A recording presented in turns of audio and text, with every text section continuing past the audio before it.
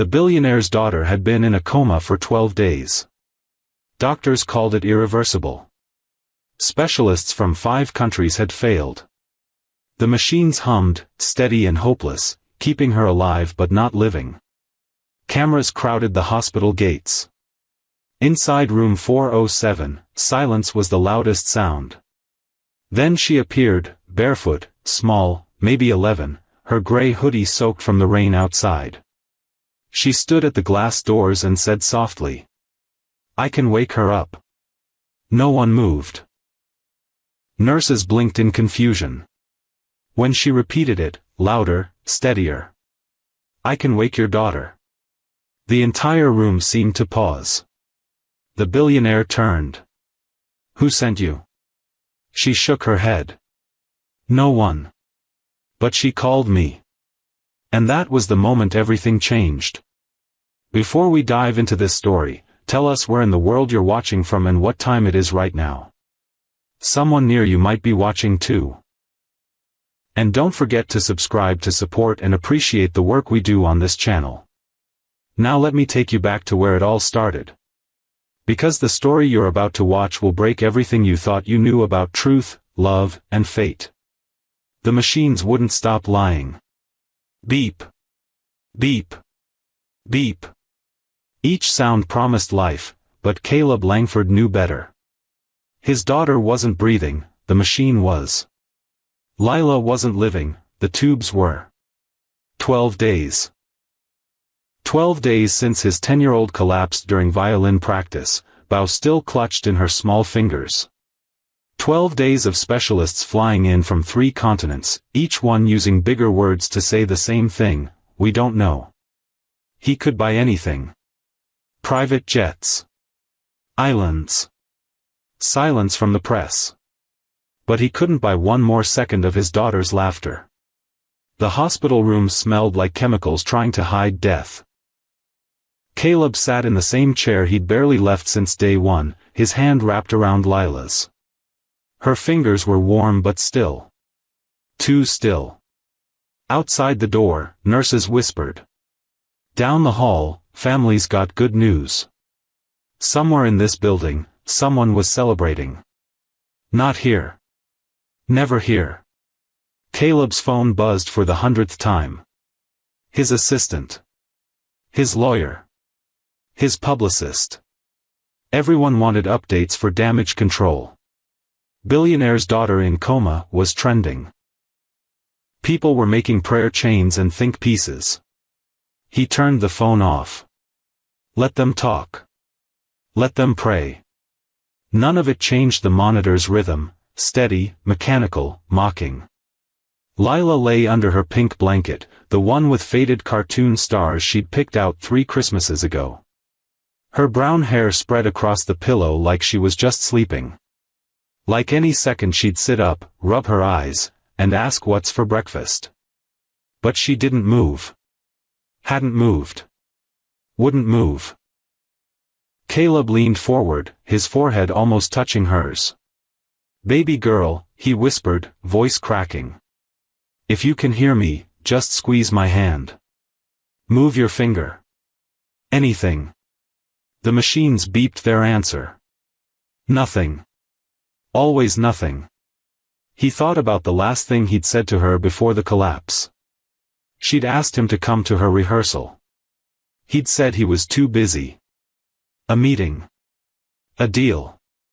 Something that meant absolutely nothing now. "I'm sorry," he breathed.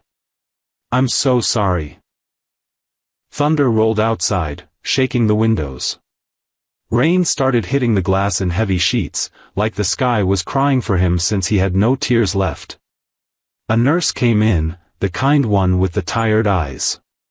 She checked the monitors without speaking, gave him a look that said "I wish I had better news," then left.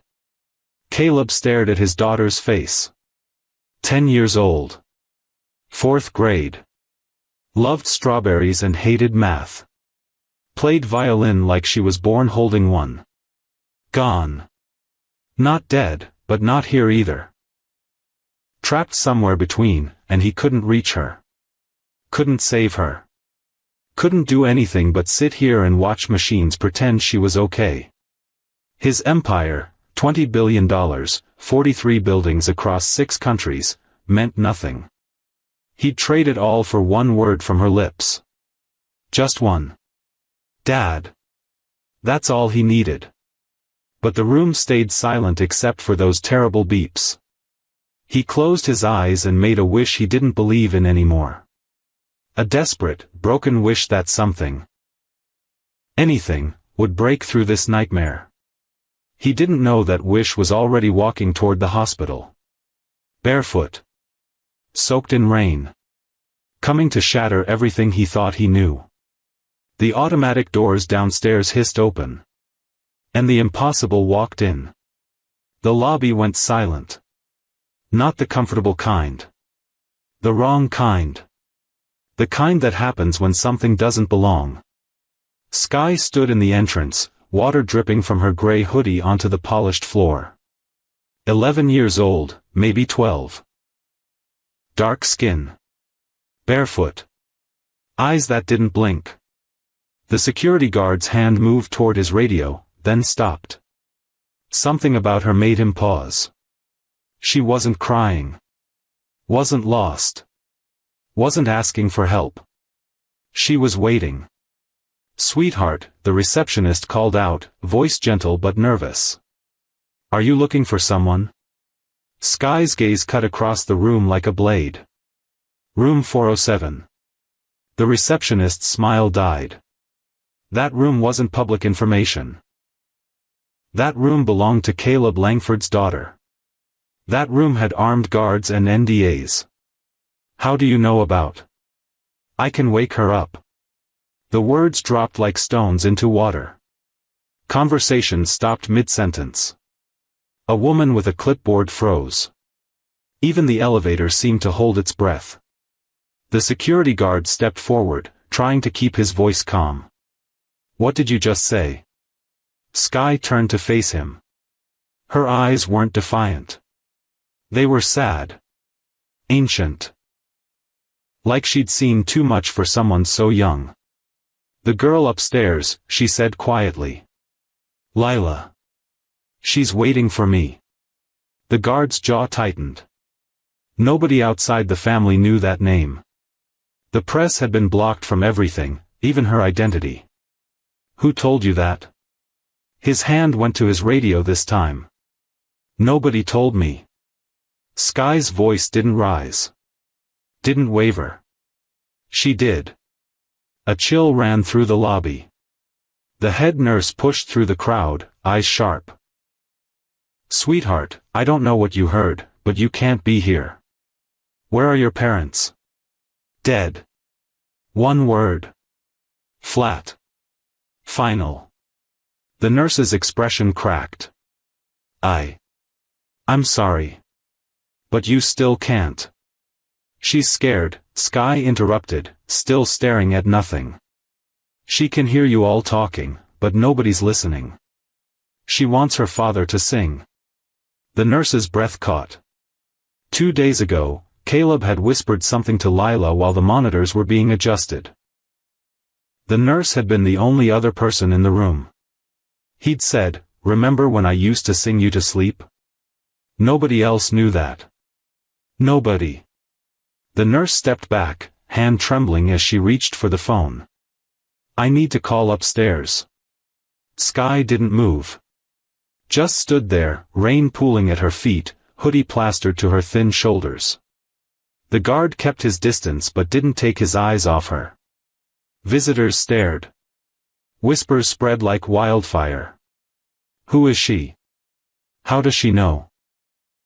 Is this some kind of stunt?" But Skye didn't care about the whispers. She tilted her head slightly, as if listening to something no one else could hear. Then she spoke again, softer this time. "He needs to hurry. She's getting tired of waiting." The nurse's hand shook as she dialed. The phone rang twice before someone picked up. "Sir," the nurse said, voice unsteady.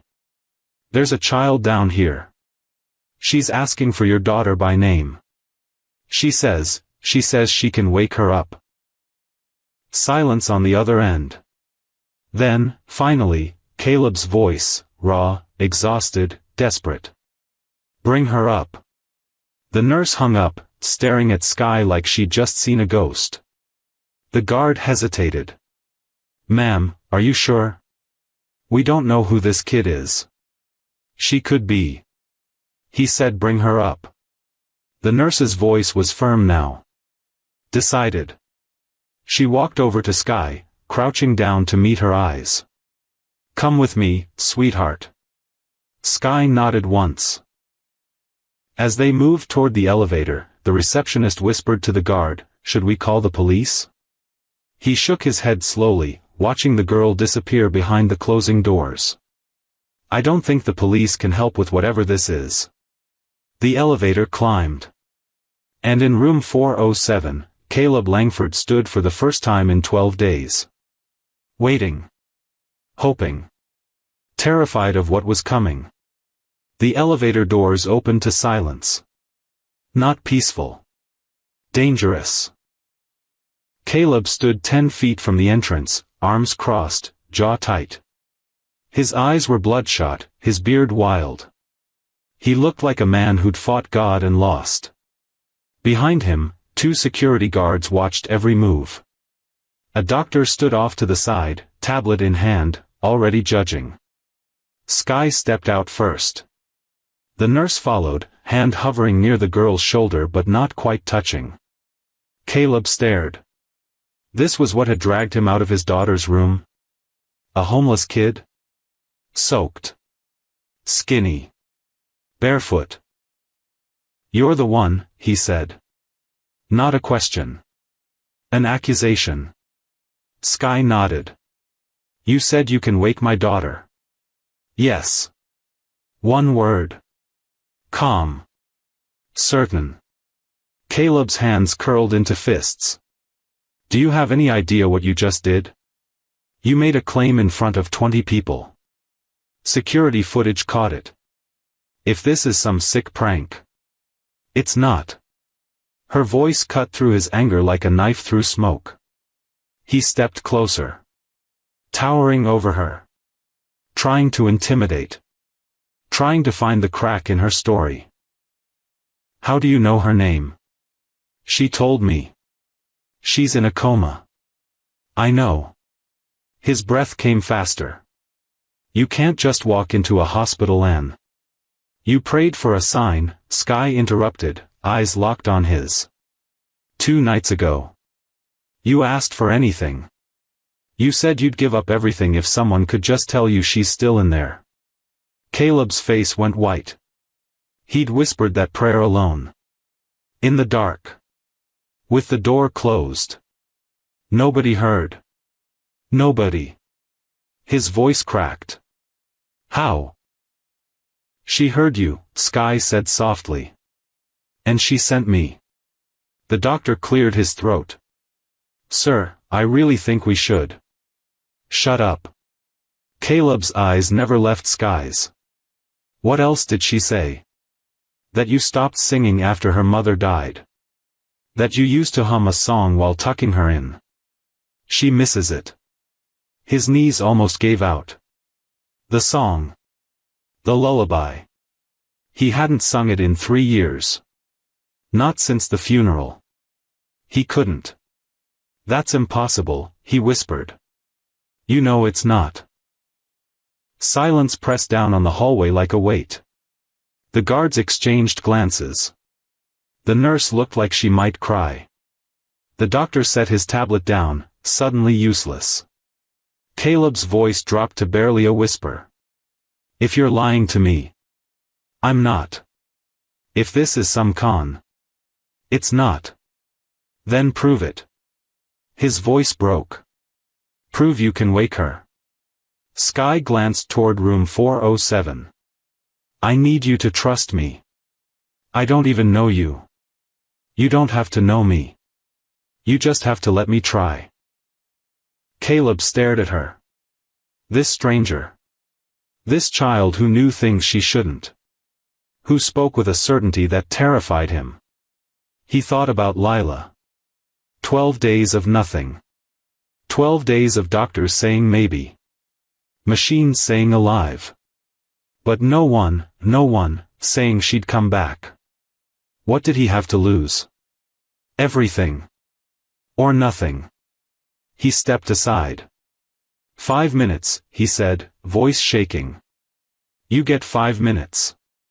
Then security throws you out. Skye walked past him without a word. She stopped at the door to room 407, her small hand resting on the handle. Then she looked back at him. You should come in. Why? Because she needs to hear you, not me. Caleb's throat tightened. Hear me say what? The truth. Before he could ask what that meant, Skye pushed the door open and stepped inside. The machines beeped. The room smelled like medicine and waiting. Lila lay exactly as she had for 12 days. Pink blanket. Faded stars. Stillness. Skye walked to the bedside, her wet shoes squelching softly on the tile. She stared down at Lila's face, then reached out and placed her small hand on the girl's forehead. Caleb held his breath. Nothing happened. Skye closed her eyes. Her lips moved, but no sound came out. Seconds passed. Then minutes. The doctor stepped forward. Sir, I think we should. And then Lila's fingers twitched. Just once. But everyone saw it. The nurse gasped. The doctor froze. Caleb's heart slammed against his ribs. Skye opened her eyes and looked at him. Sing. What? The song. The one you're afraid of. Sing it now. His hands trembled. I can't. Yes, you can. Her voice was firm. Unshakable. She's waiting. Caleb looked at his daughter. At the monitor. At the impossible child standing beside her. And then, for the first time in 3 years, he opened his mouth. And sang. The first note came out broken. Caleb's voice cracked on the opening word, his throat tight from years of silence. He couldn't remember the last time he'd let himself feel this exposed. Little light. His voice wavered. Don't fade tonight. The melody was simple. Something his wife used to hum while rocking Lila to sleep. Something he'd buried the day they lowered her casket into the ground. Skye stood perfectly still beside the bed, her hand never leaving Lila's forehead. The machines kept their rhythm. Steady. Uncaring. Caleb pushed through the second line, his eyes burning. Stay with me. Through the dark. His voice grew stronger. Not because he felt brave. Because he had nothing left to lose. The nurse in the corner pressed her hand to her mouth. The doctor's eyes were locked on the monitors. Nothing changed. Caleb kept singing. When the world feels cold, and you're alone.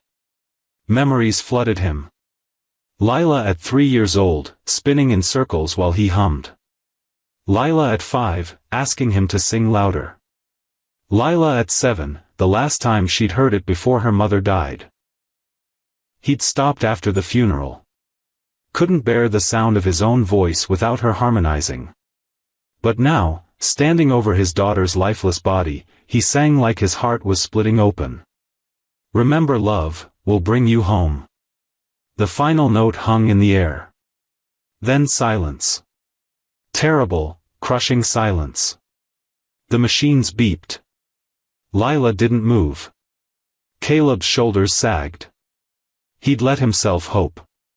Let himself believe for one stupid moment that a song could undo 12 days of medical failure. I told you, the doctor said quietly. There's no scientific basis for. Lila's hand moved. Not a twitch this time. Her fingers curled. Slowly. Deliberately. Around her father's palm. The nurse's gasp cut through the room like a scream. Caleb froze. His breath stopped. His heart slammed once, twice, then forgot how to beat. "Lila," he whispered. Her eyelids fluttered. The monitor's rhythm changed. Faster. Stronger. The numbers climbed. The doctor stumbled forward, staring at the screen like it had betrayed him. That's not possible. Her brain activity was. Lila's eyes opened. Brown. Clear. Focused. She looked directly at her father. "Dad?" Her voice was dry, barely a whisper, but it was hers. Caleb collapsed to his knees, sobbing so hard his whole body shook. He pressed his forehead against her hand, unable to speak, unable to breathe, unable to do anything but thank God or fate or whatever force had just given him his daughter back. "You're here," he choked out. "You're really here." Lila smiled weakly. "You sang." "I did. I'm sorry I stopped. I'm so sorry." "It's okay, Dad." Her fingers squeezed his. "I heard you. The whole time. I just couldn't answer." The nurse was crying now. The doctor stood frozen, his entire worldview cracking apart. Caleb turned to thank Sky. But the space beside the bed was empty. Where? He looked around wildly. Where did she go? The nurse shook her head, bewildered. She was just there. I didn't see her leave. Caleb pushed to his feet, scanning the room. The door was still closed. No one had opened it. No one had left. Sky had simply vanished. Who was that? Lila asked softly. Caleb stared at the empty space where the girl had been standing. I don't know. But deep in his chest, something stirred. A feeling he couldn't name. Like he'd met her before. Like her eyes had carried a familiarity that didn't make sense. He shook it off. It didn't matter. His daughter was awake. That was all that mattered. The doctor was already calling for tests, for specialists, for someone to explain what just happened. But Caleb didn't care about explanations. He held his daughter's hand and cried tears he'd been holding back for 12 days. Outside the window, rain poured harder. And somewhere in the hospital corridors, a barefoot girl in a gray hoodie walked toward the exit. Nobody stopped her. Nobody saw her. She was already a ghost in their minds. But in her pocket, folded carefully, was a small piece of paper. On it, 3 words in pencil. One more left. Security footage showed nothing. 3 different cameras. 4 angles. 20 minutes of recording. Not one frame captured Sky leaving the building. The head of hospital security sat in his office at 2 a.m., rewinding the footage for the 7th time. His coffee had gone cold an hour ago.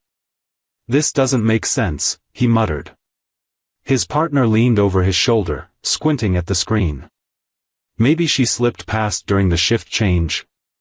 We checked every exit. Every stairwell. Every service entrance.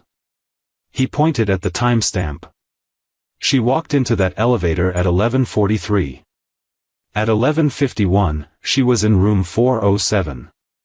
Multiple witnesses. And then? And then nothing. She's just gone. The partner rubbed his face. Could the cameras have glitched? All of them? At the same time? In different parts of the building? He shook his head. Someone would have to hack our entire system. And for what? To help some homeless kid disappear? They sat in silence, watching the empty hallway on loop. Finally, the partner spoke. What if she never left? What do you mean? What if she's still in the building? A chill ran down the security chief's spine. He grabbed his radio. All units. I want every floor searched. Every room. Every closet. Find that girl. But they wouldn't. Because Sky was already 3 miles away, sitting under a bridge, knees pulled to her chest. Caleb couldn't sleep. Lila was stable. The doctors were cautiously optimistic. She'd been moved to a regular room, surrounded by flowers and balloons from people who suddenly remembered they cared. But Caleb couldn't shake the feeling. He sat in his car in the hospital parking lot, staring at his phone. He'd pulled up every news article, every social media post, every mention of what happened. Billionaire's daughter wakes after mysterious visitor. Miracle at Mercy General. Who was the barefoot girl? Someone had leaked the lobby footage. The clip had 3 million views. People were calling Sky an angel. A prophet. A hoax. Caleb didn't care what they called her. He just wanted to know why she felt familiar. Those eyes. That voice. The way she'd said his daughter's name. He closed his eyes, trying to remember. Had he seen her before? On the street? At a charity event? Then it hit him. Not her face. Her words. She's afraid. The noise keeps her from finding the voice she needs. That wasn't something a stranger would know. That was something someone close would say. His hands started shaking. He opened his phone's photo gallery, scrolling back. Years back. Past business trips and board meetings and empty milestones. Until he found it. A photo from 12 years ago. His wife, radiant and glowing, sitting in a hospital bed. Holding not one baby. 2. Twins. His breath caught in his throat. The memory came rushing back like a flood he'd spent years damming up. Lila had a sister. A twin. Born 3 minutes apart. But there had been complications. The second baby, smaller, weaker, had barely survived the first night. The doctors said her chances were slim. Said she might not make it to morning. His wife had been inconsolable. Had refused to leave the NICU. Had sung to both babies through the glass until her voice gave out. And then the bridge. The accident that took his wife happened on the way home from the hospital. She'd been going back to see the babies one more time. To sing to them one more time. She never made it. And in his grief, in his rage at God and fate and everything that had stolen her from him, he'd made a choice. He'd kept Lila. And he'd let the other one go. The hospital had asked what he wanted to do. The baby was still too weak. Still fighting. Would need months of care he couldn't provide while drowning in grief. So he'd signed papers. Made arrangements. Let social services take her. He told himself it was mercy. That she'd find a better home. A family who could handle 2 tragedies at once. But really, he just couldn't look at her. Couldn't bear the reminder of everything he'd lost. He'd buried the memory so deep he'd almost convinced himself it never happened. Until tonight.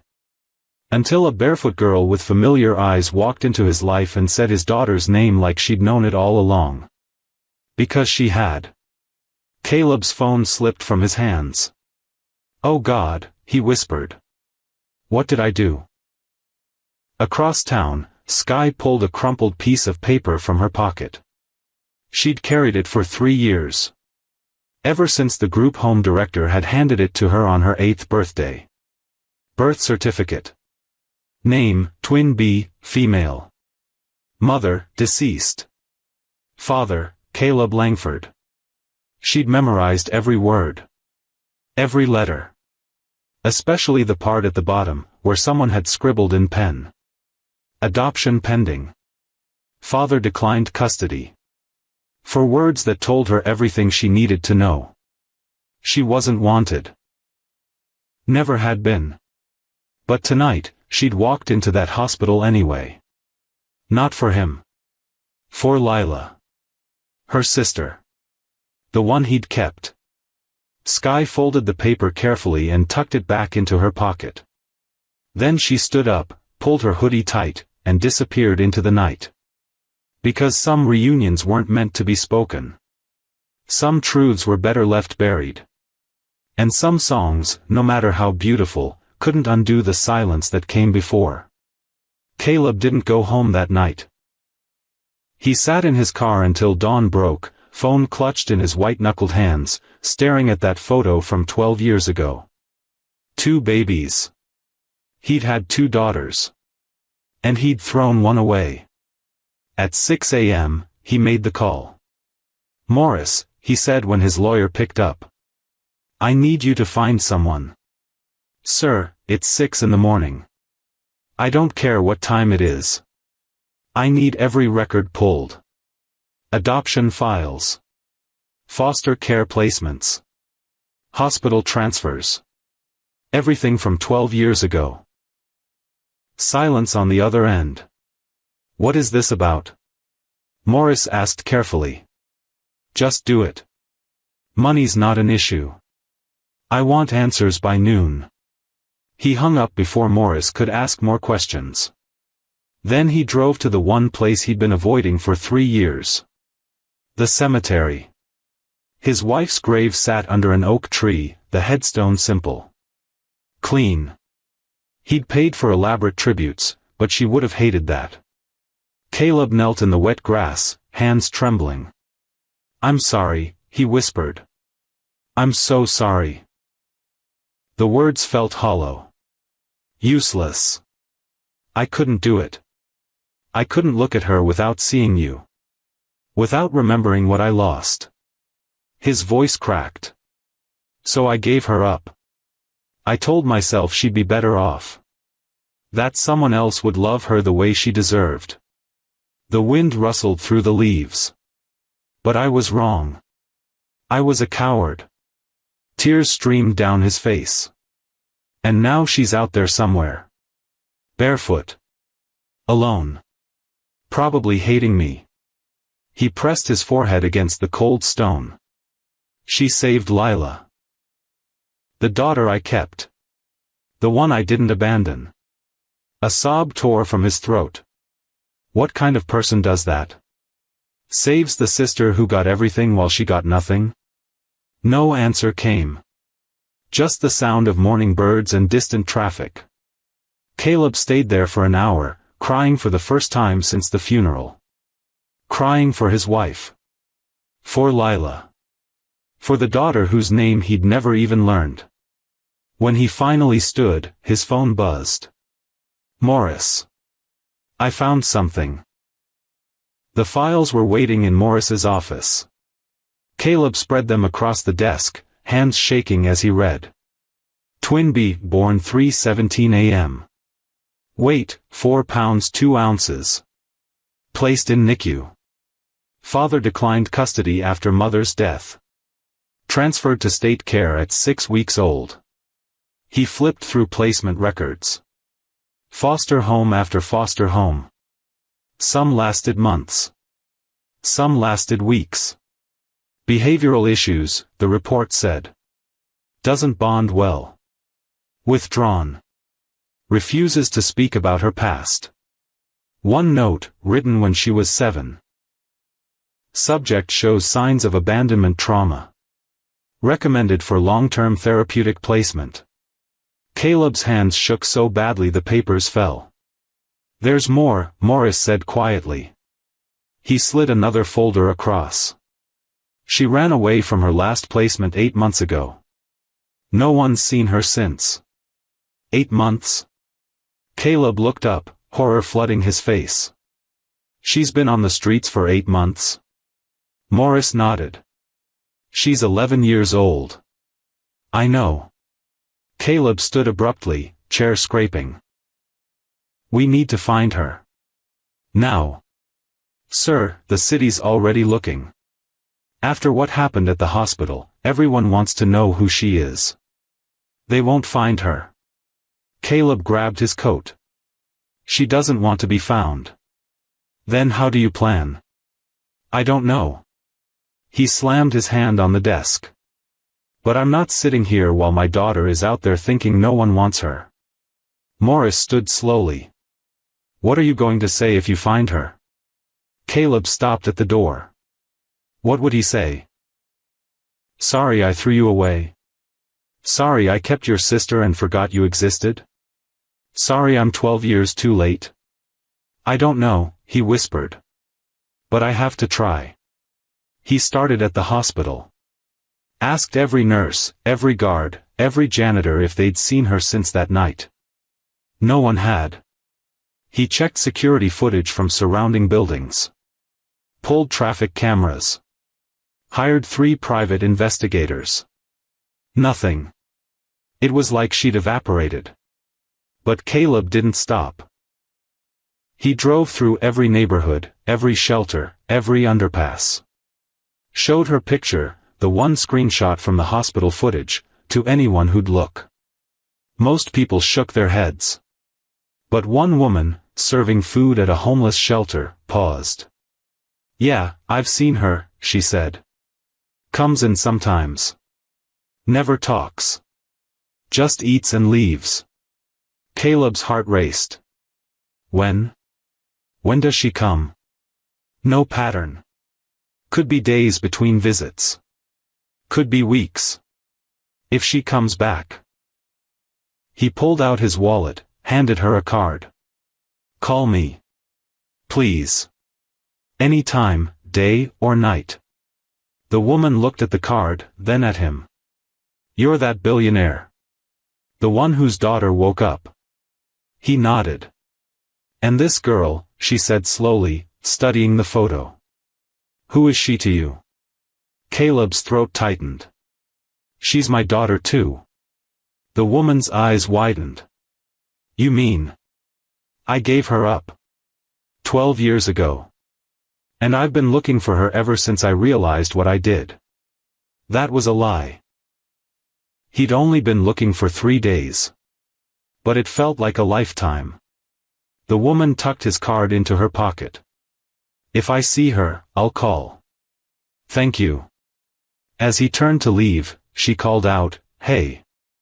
He looked back. That girl? She's tough. Real tough.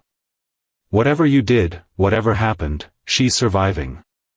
The woman's expression softened. But surviving's not the same as living. She needs more than food. I know, Caleb whispered. He walked back to his car, climbed inside, and sat in silence. His phone rang. Lila's nurse. She's asking for you, the nurse said. She wants to know if you found the girl who helped her. Caleb closed his eyes. Not yet, he said. But I will. He ended the call. Then he drove back to the bridge where his wife had died. Where Sky had been sitting just days ago, according to a witness. He stood on the edge, wind whipping through his coat, and shouted into the void. Sky. His voice echoed across the water. I know who you are. Nothing. Just the sound of the river below. Please. His voice broke. I'm sorry. I'm so sorry. Silence answered him.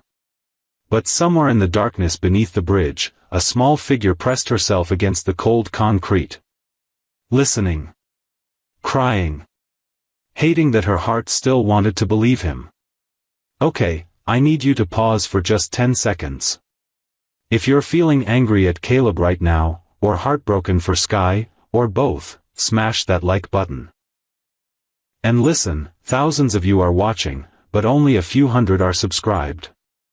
If this story is hitting you in the chest, do me a favor, subscribe so you never miss stories like this. Comment, protect SKYE, if you think she deserves better than this mess. Alright, let's see if things get better or worse. Caleb went to that bridge every night for a week. Same time. Same spot. Same desperate shouts into the darkness. Nothing. His staff worried. His board members whispered. Lila asked questions he couldn't answer. Dad, why do you keep leaving? She asked on the 7th night, her voice small from the hospital bed. He sat beside her, exhausted. Haunted. I'm looking for someone. The girl who helped me? He nodded. Why? Because she's your sister. Because I abandoned her. Because I'm a monster who chose one daughter over the other. Because I owe her everything, he said instead. Lila studied his face. She was smart. Too smart. There's something you're not telling me. When you're stronger, he promised. I'll explain everything. But he didn't know if he'd ever find the words. That night, rain came down in sheets. Caleb stood under the bridge anyway, soaked to the bone, screaming until his voice gave out. Sky. Please. Thunder drowned his words. He collapsed against the concrete pillar, sliding down until he sat in the mud. His expensive suit ruined. His pride shattered. I don't know what else to do, he whispered to no one. I don't know how to fix this. He pulled out his phone. The screen was cracked from when he'd thrown it against a wall 2 days ago. But it still worked. He opened his photos. Scrolled to that hospital picture. The twin babies. One he'd kept. One he'd destroyed. I'm sorry, he breathed. I'm so sorry. A sound made him look up. Footsteps. Splashing through puddles. His heart stopped. A figure emerged from the shadows. Small. Hooded. Barefoot. Sky. She stood 15 feet away, rain streaming down her face. Her eyes were red. Swollen. She'd been crying. Caleb stumbled to his feet. Sky. Don't. Her voice was sharp. Cold. Don't say my name like you know me. I do know you. You're the one you threw away. She laughed bitterly. Yeah. I know. Silence fell between them, filled only by the pounding rain. Caleb took a step forward. She took one back. Please, he begged. Just let me explain. Explain what? Her voice cracked. That you loved one daughter but not the other? That I wasn't worth keeping? It wasn't like that. Then what was it like? She was shouting now, tears mixing with rain. Tell me. What was so wrong with me that you could just sign me away? Nothing. The word tore from his throat. Nothing was wrong with you. Then why? Her scream echoed under the bridge. Caleb's knees buckled. He fell forward, hands sinking into mud. Because I was weak. Because I was broken. Because every time I looked at you, I saw your mother dying and I couldn't, his voice shattered. I couldn't handle it. So I ran. I abandoned you because I was a coward. Sky stood frozen, chest heaving. I hate myself for it, Caleb whispered. Every single day. And I know that doesn't fix anything. I know sorry doesn't give you back 12 years. But I'm here now. I'm here and I'm begging you. For what? Her voice was hollow. Forgiveness? A second chance? To play happy family?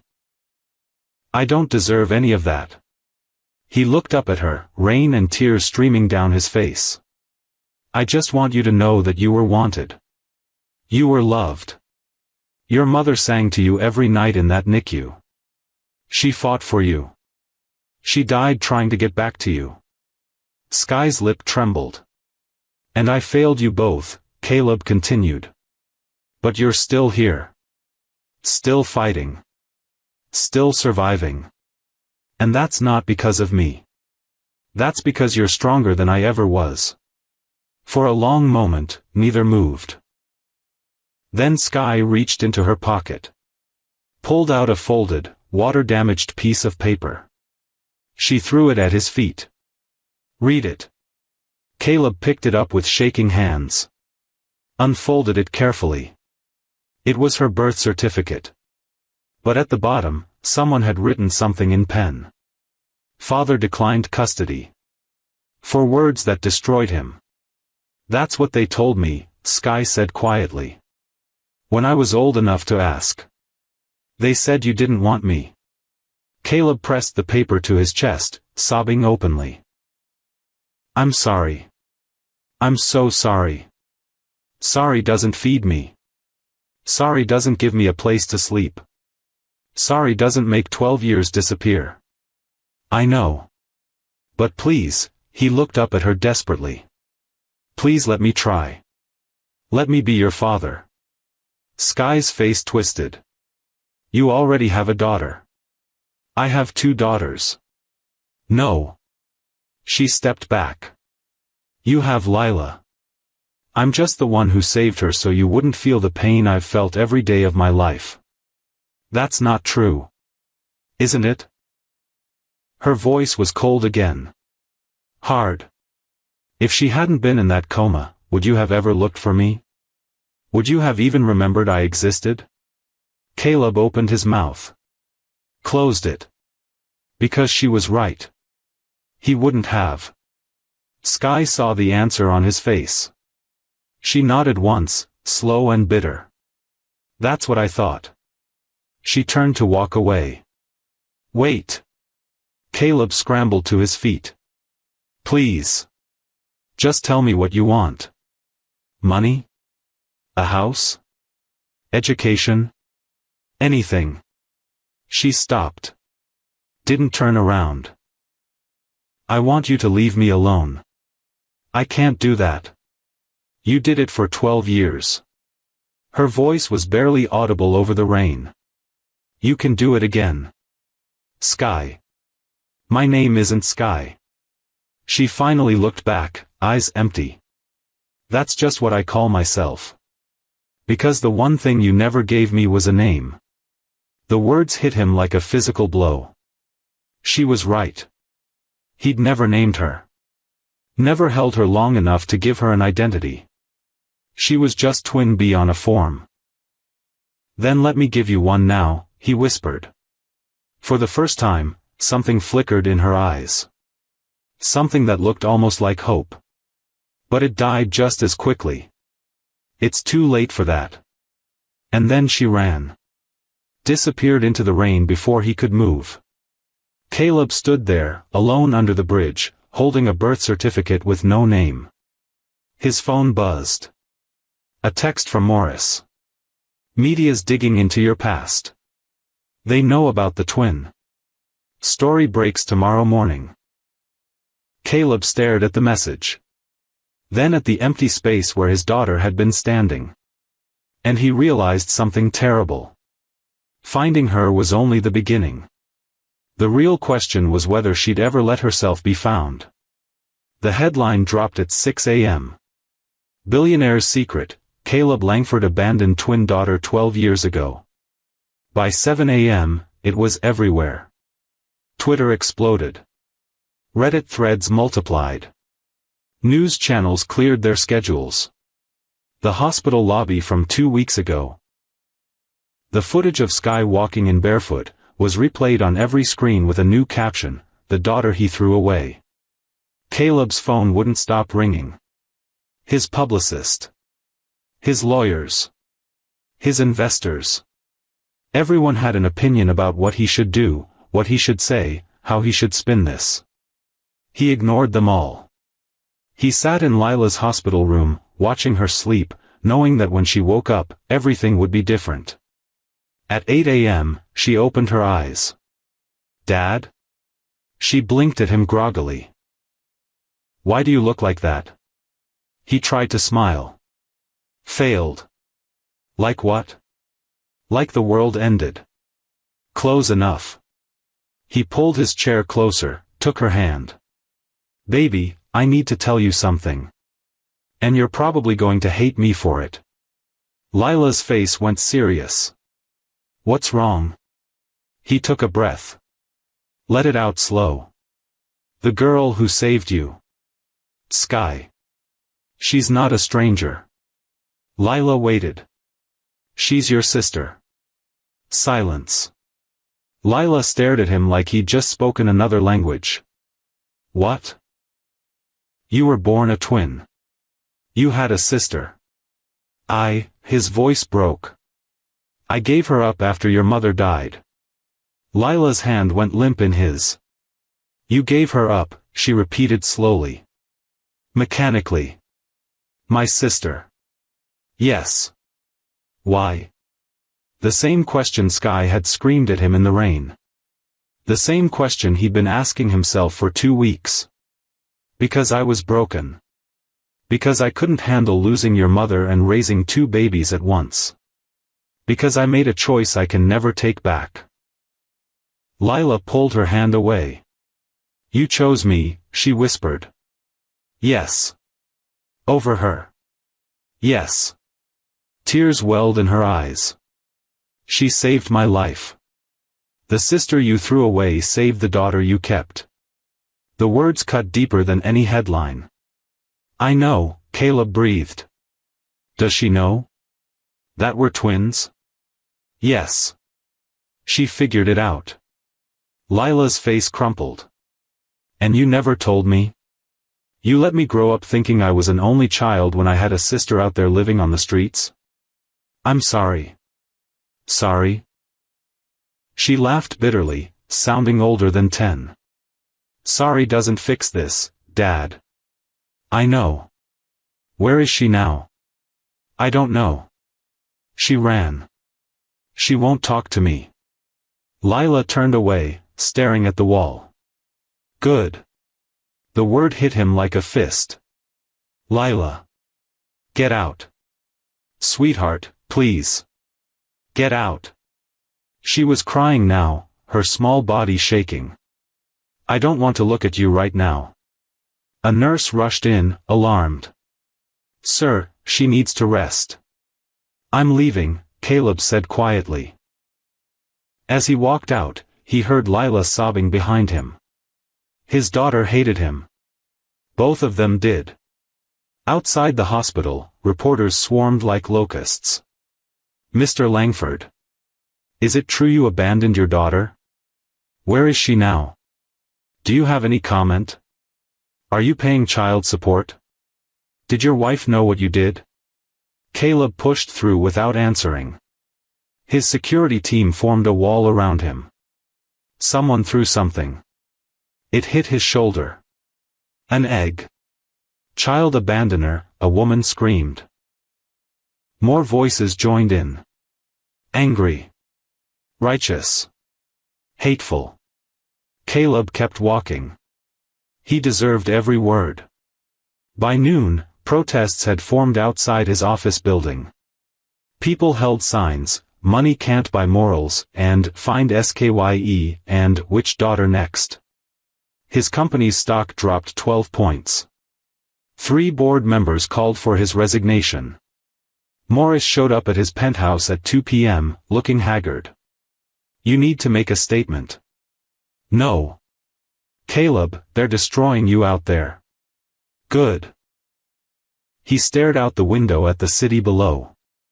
They should. This isn't just about you anymore. Your company employs 15,000 people. Their livelihoods depend on. I don't care about the company. Morris stopped mid-sentence. What? I don't care. Caleb turned to face him. Let it burn. Let them take everything. I deserve it. And what about finding Sky? You think she'll come to you when you're broke and ruined? Caleb's jaw tightened. Morris pressed on. You want to help her? Then fix this. Get ahead of the story. Show people you're trying. How?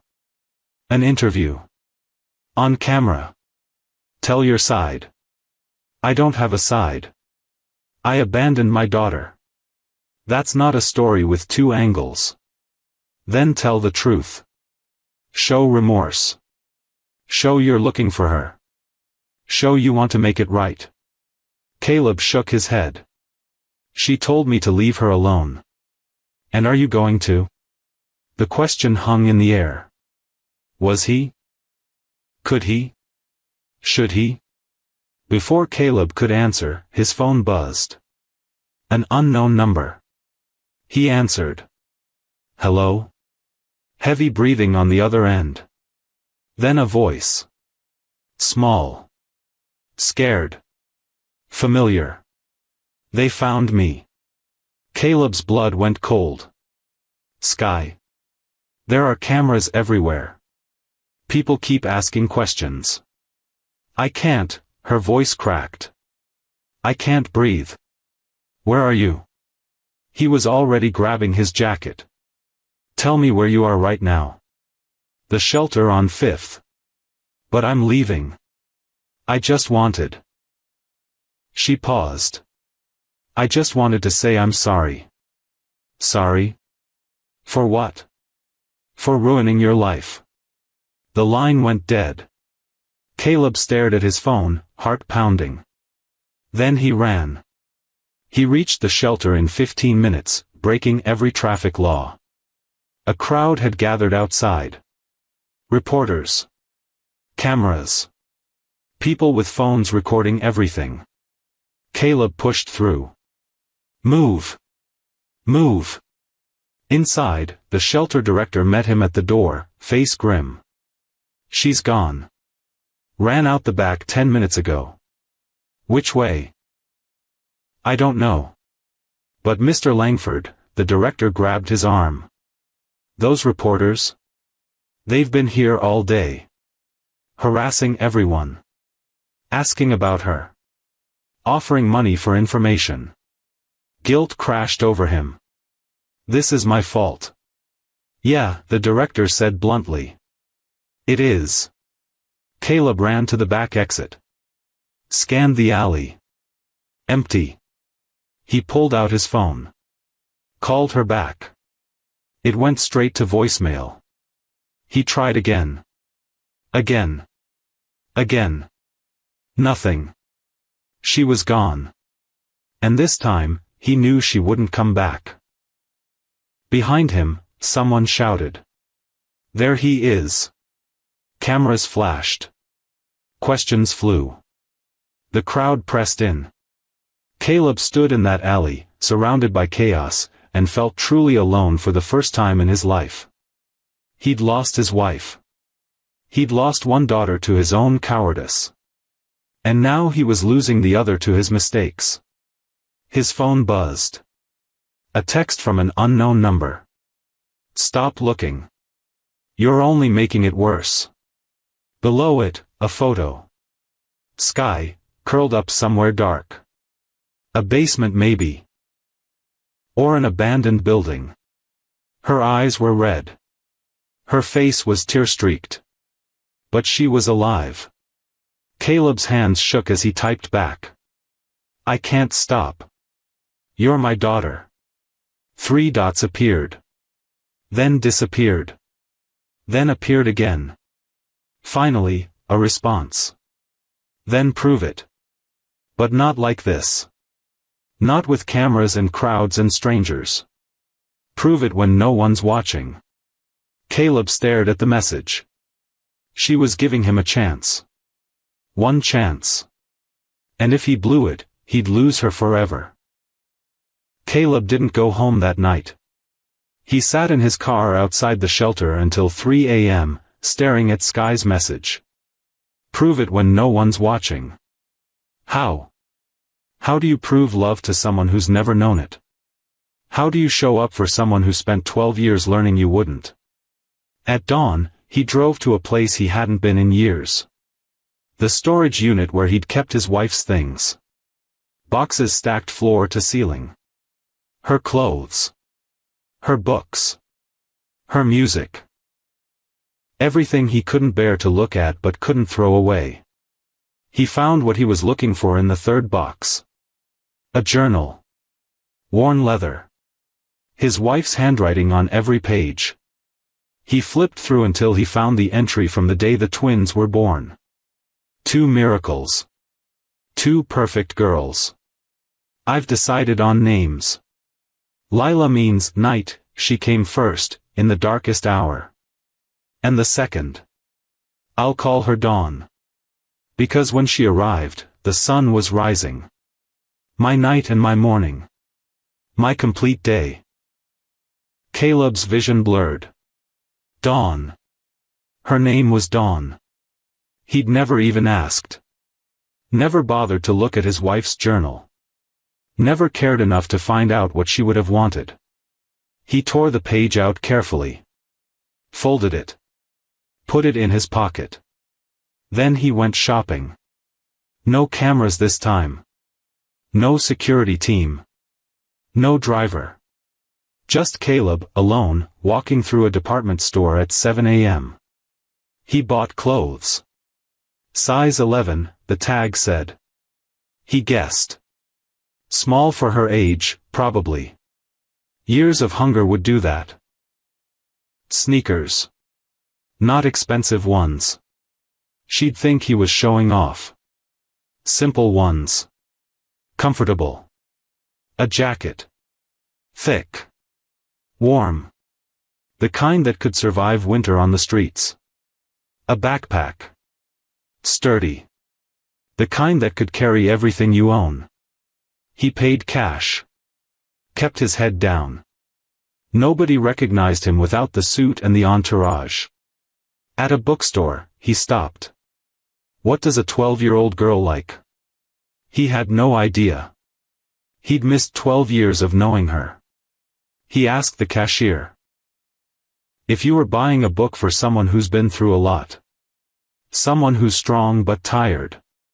What would you pick? The woman thought for a moment. Then handed him a book. The Wild Robot.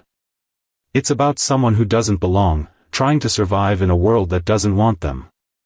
But they find family anyway. Perfect.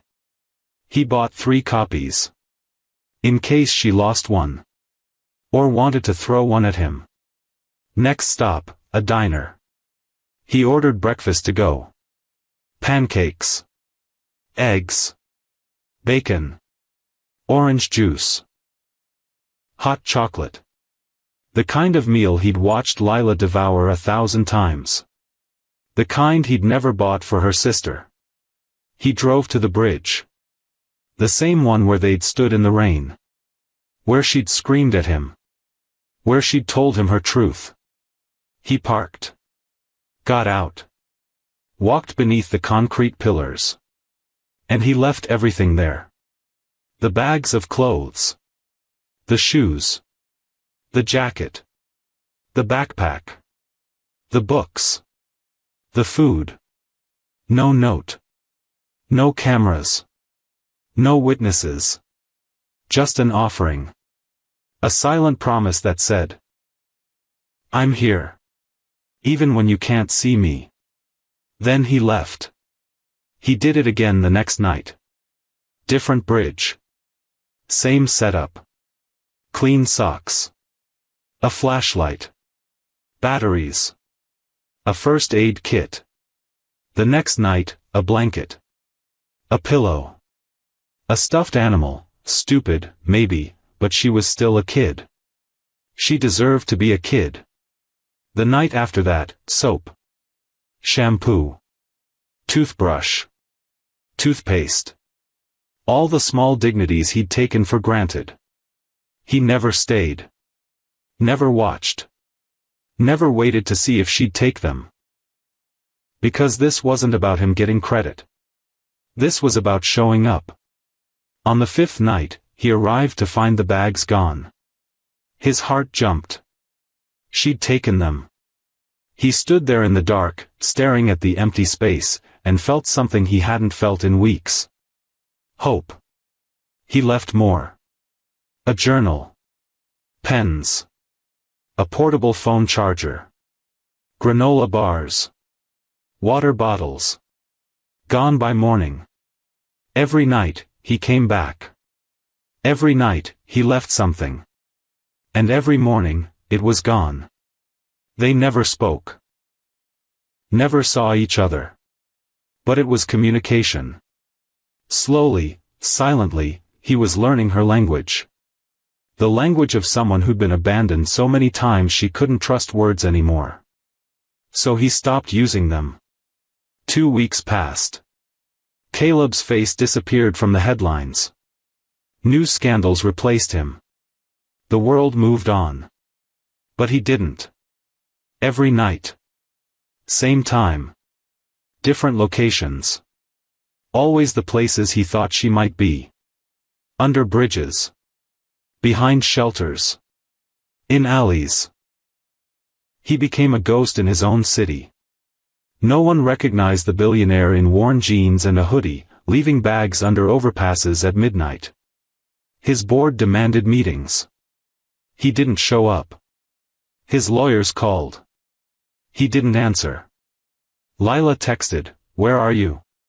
He replied, "Trying to fix what I broke." She didn't respond. On the 16th night, something changed. Caleb arrived at the usual spot, an abandoned parking garage where he knew she sometimes slept. He left the bag. Dinner, a book, new gloves. He turned to leave. And stopped. On the ground, arranged carefully in broken glass, were 4 words. "Thank you." Still angry. Caleb's breath caught. She was talking to him. Not with her voice. But with the only language she trusted. He pulled out his phone. Used the flashlight to write a message back in chalk on the concrete. "I know. I'll wait." Then he left. The next night, there was more glass arranged on the ground. "Why now?" He wrote back. "Because I'm finally brave enough to face what I did." The next night, "Will you stop if I ask?" His response, "No. Not until you tell me you're safe." Next night, "What if I'm never safe?" He stared at those words for a long time. Then wrote, "Then I'll be here every night until you are." 3 nights later, he arrived and found something different. The bag he'd left the night before was still there. Unopened. But next to it was a piece of paper, weighted down by a rock. His hands shook as he picked it up. "My name isn't Dawn. I looked at the journal page you left. That's what she wanted. But I never got to be that person. I'm Sky. That's who I made myself into. If you want to know me, you have to know I'm not the daughter she dreamed about. I'm the one who survived." Caleb read it 3 times. Then he wrote back on another piece of paper. "Then I want to know Sky. Not who I wanted you to be. Who you are." He left it there. Walked back to his car. And for the first time in 16 days, he smiled. The next morning, his phone buzzed. Unknown number. "There's a coffee shop on 8th and Main. I'll be there tomorrow. 3 p.m. Back corner. Don't bring anyone. Don't make a scene. Just, show up." Caleb stared at the message. She was ready. After 12 years, 2 weeks of silence, and 16 nights of proving himself in the dark. His daughter was giving him a chance. He typed back with trembling fingers. "I'll be there." 3 dots appeared. Then. "Don't be late. I don't wait for people who've already left me once." The message was harsh. But it was honest. And Caleb would take honest over pretty any day. He set 17 alarms for the next day. Because he'd rather die than be late for this. Caleb arrived at 2 p.m. 1 hour early. He ordered black coffee he didn't drink and sat in the back corner, facing the door. Every time the bell chimed, his heart stopped. 2:15, not her. 2:30, not her. 2:45, not her. At 2:58, he started sweating. What if she changed her mind? What if this was a test he'd already failed by showing up? At 3 o'clock exactly, the door opened. Sky walked in. She wasn't barefoot this time. She wore the sneakers he'd left. The jacket. Her hair was cleaner. But her eyes, still guarded, still hard, scanned the room like a trapped animal looking for exits. She saw him. Froze for half a second. Then walked over. Caleb stood up too fast. Knocked his coffee. It spilled across the table. Sorry, He grabbed napkins, hands shaking so badly he made it worse. Sit down, Sky said quietly. You're making a scene. He sat. She sat across from him, as far back in the booth as possible. Maximum distance. Silence stretched between them like a canyon. Thanks for coming, Caleb finally said. I almost didn't. I know. She studied him. You look terrible. He did. 2 weeks of sleeping in his car, skipping meals, living in the margins of his own life had carved him hollow. Yeah, well. He tried to smile. Failed. Guilt's not a good look on me. Good. The word was sharp. Meant to cut. It worked.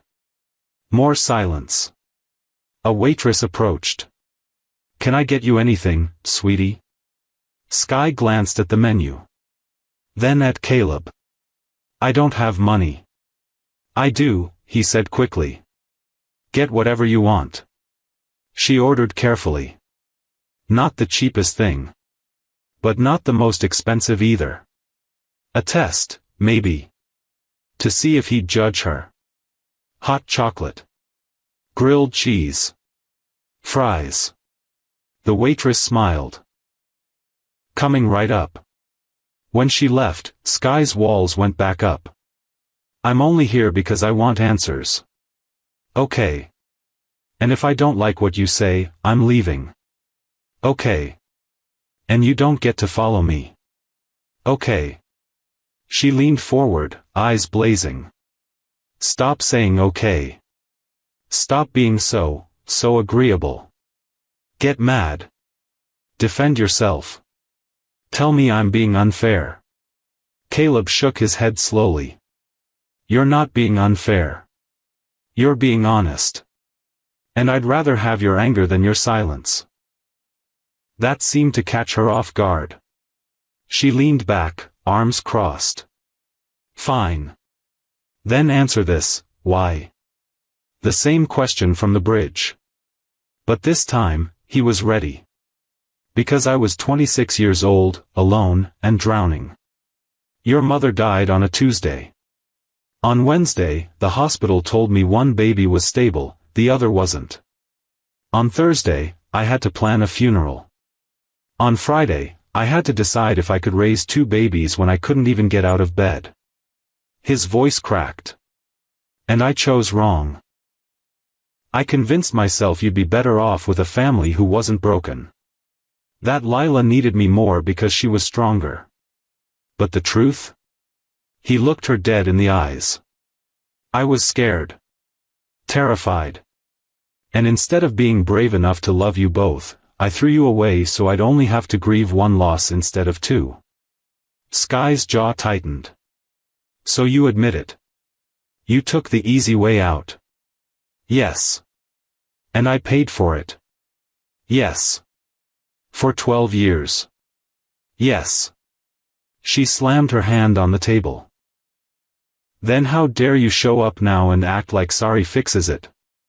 How dare you leave little bags of stuff like I'm some charity case? How dare you? Her voice broke. She was crying. Angry tears that she swiped away violently. How dare you make me hope, she whispered. Caleb's throat closed up. I spent 12 years knowing you didn't want me, she continued, voice shaking. I made peace with it. I built a life around it. And then you show up and you're there every night and you leave things and you write messages and she covered her face with her hands. You make me want to believe you changed. And I hate you for it. I know. Because what if you leave again? Her hands dropped. Her eyes were raw. Desperate. What if I let you in and you decide I'm too broken or too angry or too much work? I won't. You don't know that. She was shouting now. People were staring. She didn't care. You don't know what you'll do when it gets hard. You already proved you run when things get bad. Caleb felt like he'd been punched. Because she was right. He had run. He did leave. And words wouldn't convince her otherwise. The waitress brought the food. Set it down carefully. Left quickly. Sky stared at the plate. Didn't touch it. Caleb leaned forward. You're right. I can't promise I won't fail you again. I can't promise I won't screw this up. But I can promise I'll show up every single day and try. Even when it's hard. Even when you hate me. Even when it feels impossible. That's not good enough. I know. But it's all I have. Sky picked up a fry. Ate it slowly. Lila knows. Yes. Does she hate you too? Yes. Something flickered in Sky's expression. Good. Caleb almost laughed. Almost. You two have that in common. We have more than that in common. We're twins. Do you want to meet her? Sky's whole body went rigid. No. Why not? Because she got everything I didn't. And I don't know if I can look at her without wanting to scream. Caleb nodded slowly. Fair. You keep saying that. Stop being so understanding. What do you want me to be? Human, she snapped. Be human. Get defensive. Tell me I'm being difficult. You're not difficult. You're hurt. Stop. She threw the fry down. Stop being so calm. Like you've got all the answers figured out. I don't have any answers, Caleb said, voice rising for the first time.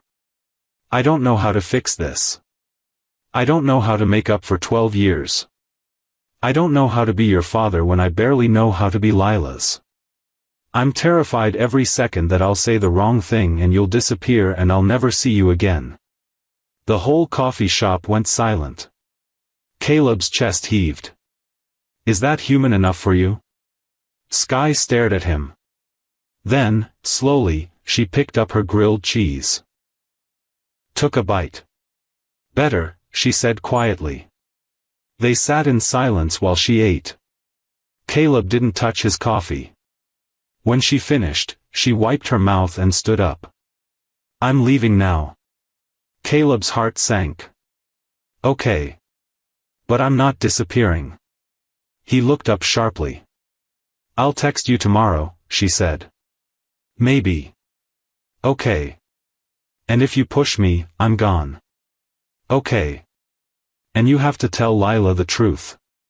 All of it. She deserves to know she has a sister. I will. Sky hesitated. Then reached into her jacket pocket. Pulled out the journal page, the one where her mother had named her Dawn. She set it on the table between them. I read this 100 times, she said softly.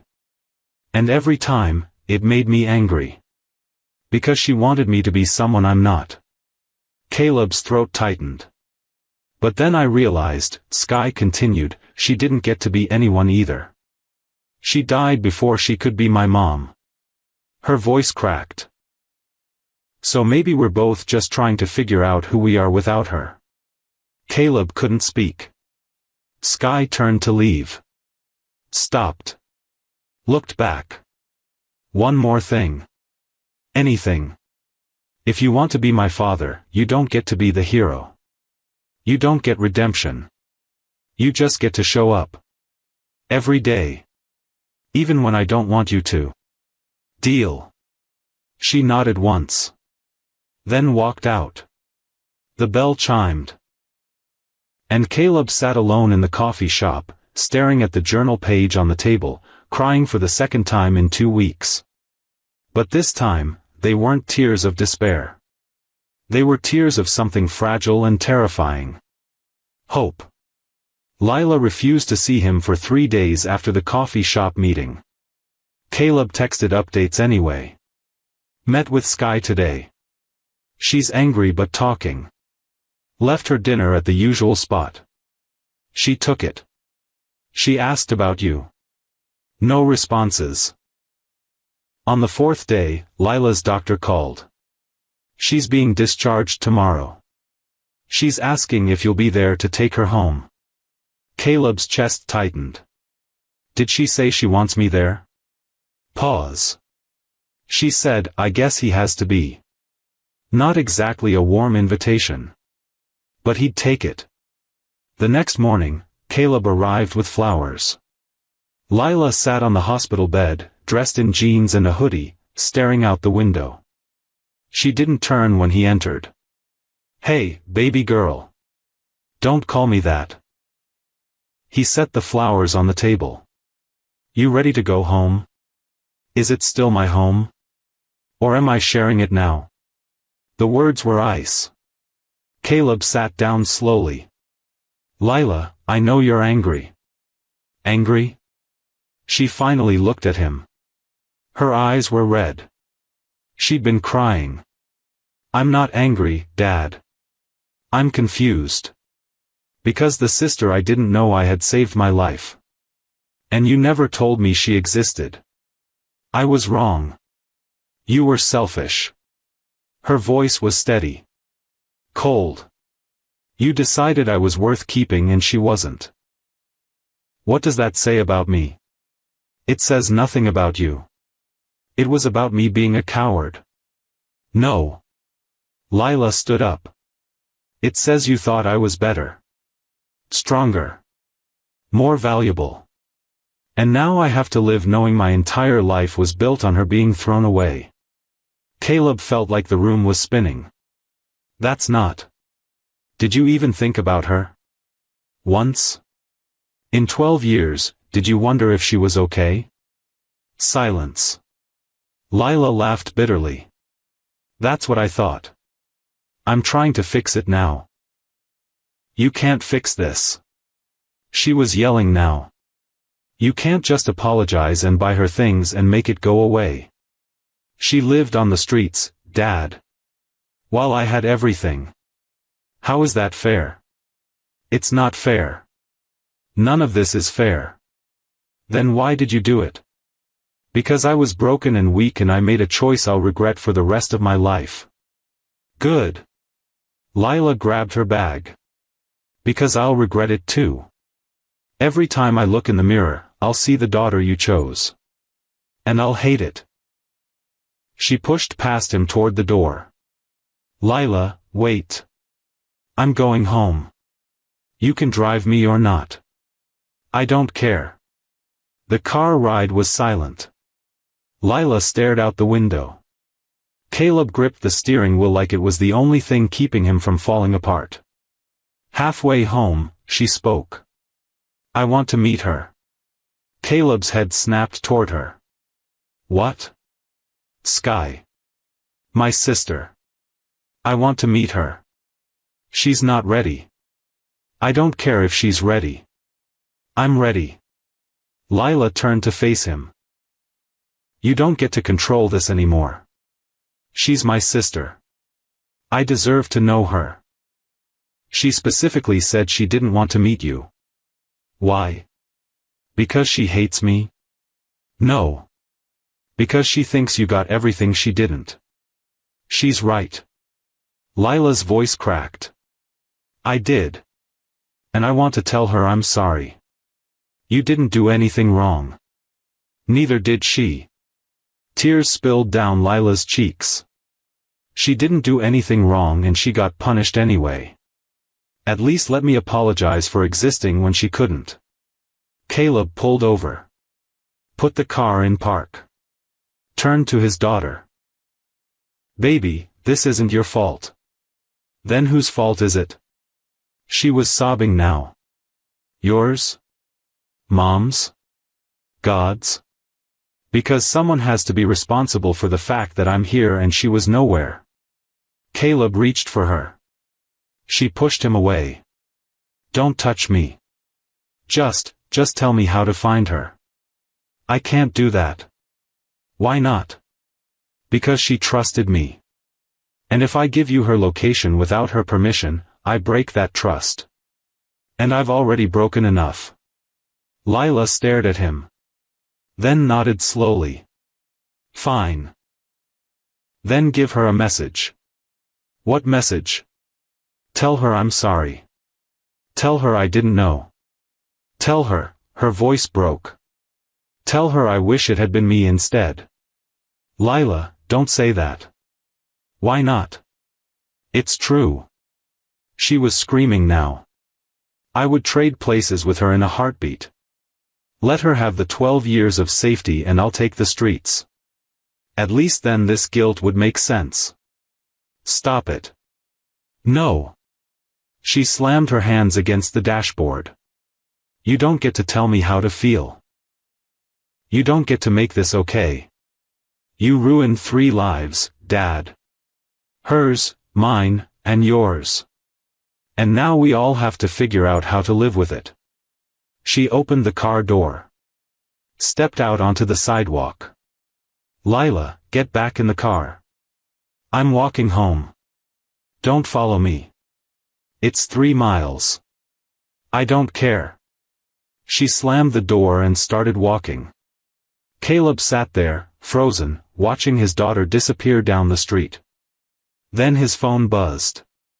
Sky. I heard about Lila getting discharged. How'd it go? He stared at the message. Then typed. She hates me.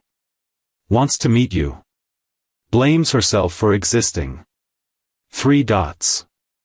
Then. Sounds like we have more in common than I thought. Caleb's hands shook as he typed. She said she wishes it had been her instead of you. Long pause. Then. Tell her that's stupid. She didn't choose this. You did. She won't listen to me. Then maybe she'll listen to me. Caleb's heart stopped. What does that mean? Another pause. Longer this time. Give me her number. 20 minutes later, Lila's phone buzzed. She was halfway home, walking fast, tears still streaming. Unknown number. She almost didn't answer. Then something made her pick up. Hello? Silence. Then a voice. Young. Nervous. Is this Lila?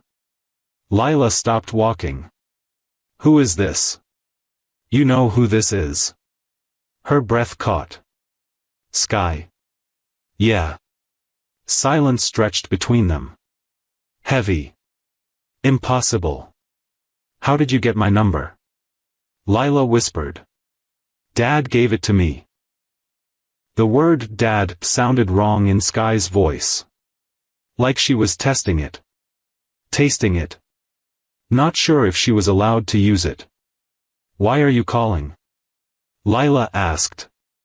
Because apparently you're being an idiot. Lila blinked. Excuse me? You heard me. Our father said you're out here wishing you'd been the one abandoned. That's stupid. You don't understand. I understand perfectly, Sky interrupted. You feel guilty for being chosen. I get it. But guilt doesn't fix anything. It just makes you feel better about feeling bad. Lila's jaw dropped. How dare you? How dare I what? Tell you the truth? Sky's voice was sharp. You want to apologize for existing? Fine. Apology not accepted. Because you didn't do anything wrong. Neither did you. Exactly. Sky shouted. So stop acting like one of us has to be the villain. We're both victims of the same man's bad choice. Lila stood frozen on the sidewalk, phone pressed to her ear, tears streaming. Her voice broke. I just wanted to say I'm sorry. For what? For living? For being loved? For not knowing? Sky's voice softened slightly. Save your sorry. I don't want it. Then what do you want? Silence. Then, quietly, I don't know yet. Lila swallowed hard. Do you hate me? I don't know you well enough to hate you. Do you want to? Want to hate you? No. Want to know me? Another pause. Longer. Maybe, Sky finally said.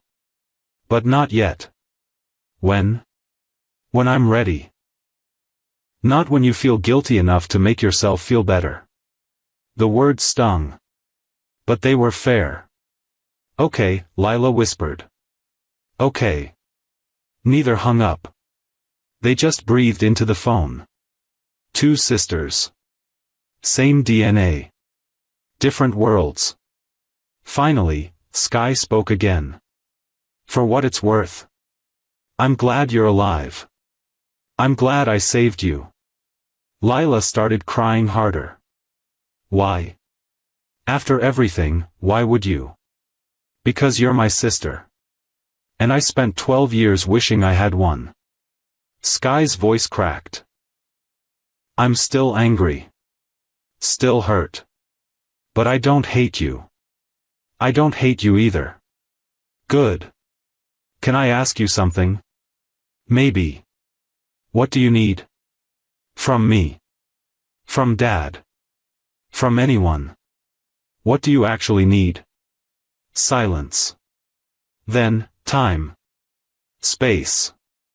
And proof that I'm not just a project you're both working on to feel less guilty. You're not a project. Prove it. And then she hung up. Lila stood there, staring at her phone, tears and snot running down her face. Then she started walking again. Not toward home. Toward her father's car, still parked 3 blocks back. Because maybe, just maybe, fixing this would take all 3 of them. And for the first time since waking up, Lila felt like she had a purpose. The video went viral at 11 p.m. Someone at the coffee shop had recorded everything. The conversation. The tears. Sky walking out. By midnight, it had 10 million views. By 2 a.m., 50 million. The caption read, "Billionaire begs abandoned daughter for forgiveness. Watch her destroy him." Caleb's phone exploded with notifications. Calls. Texts. Emails. He ignored all of them.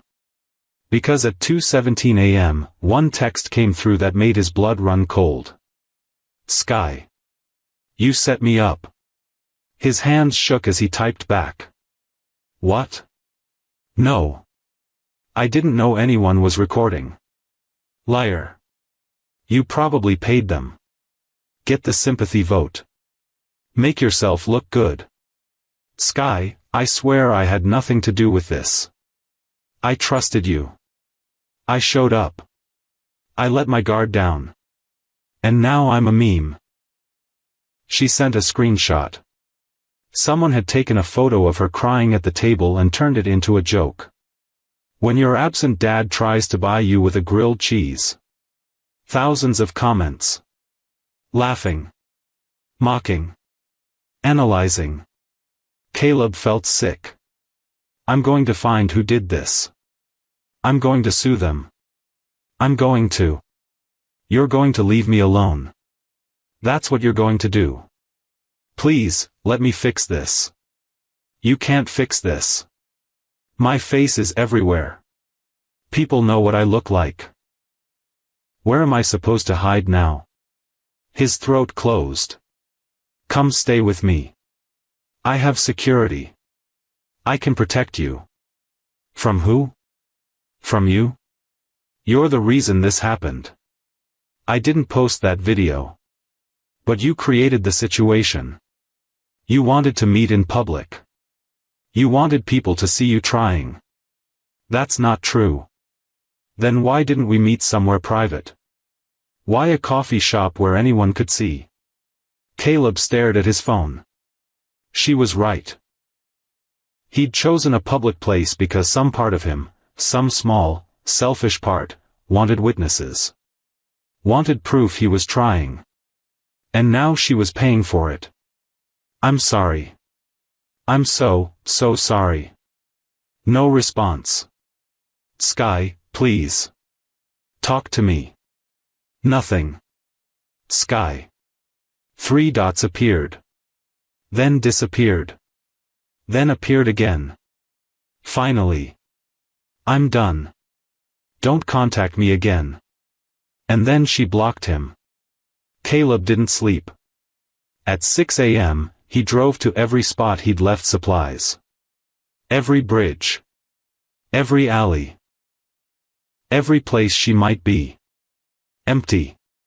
He called Morris. Find her. Use every resource.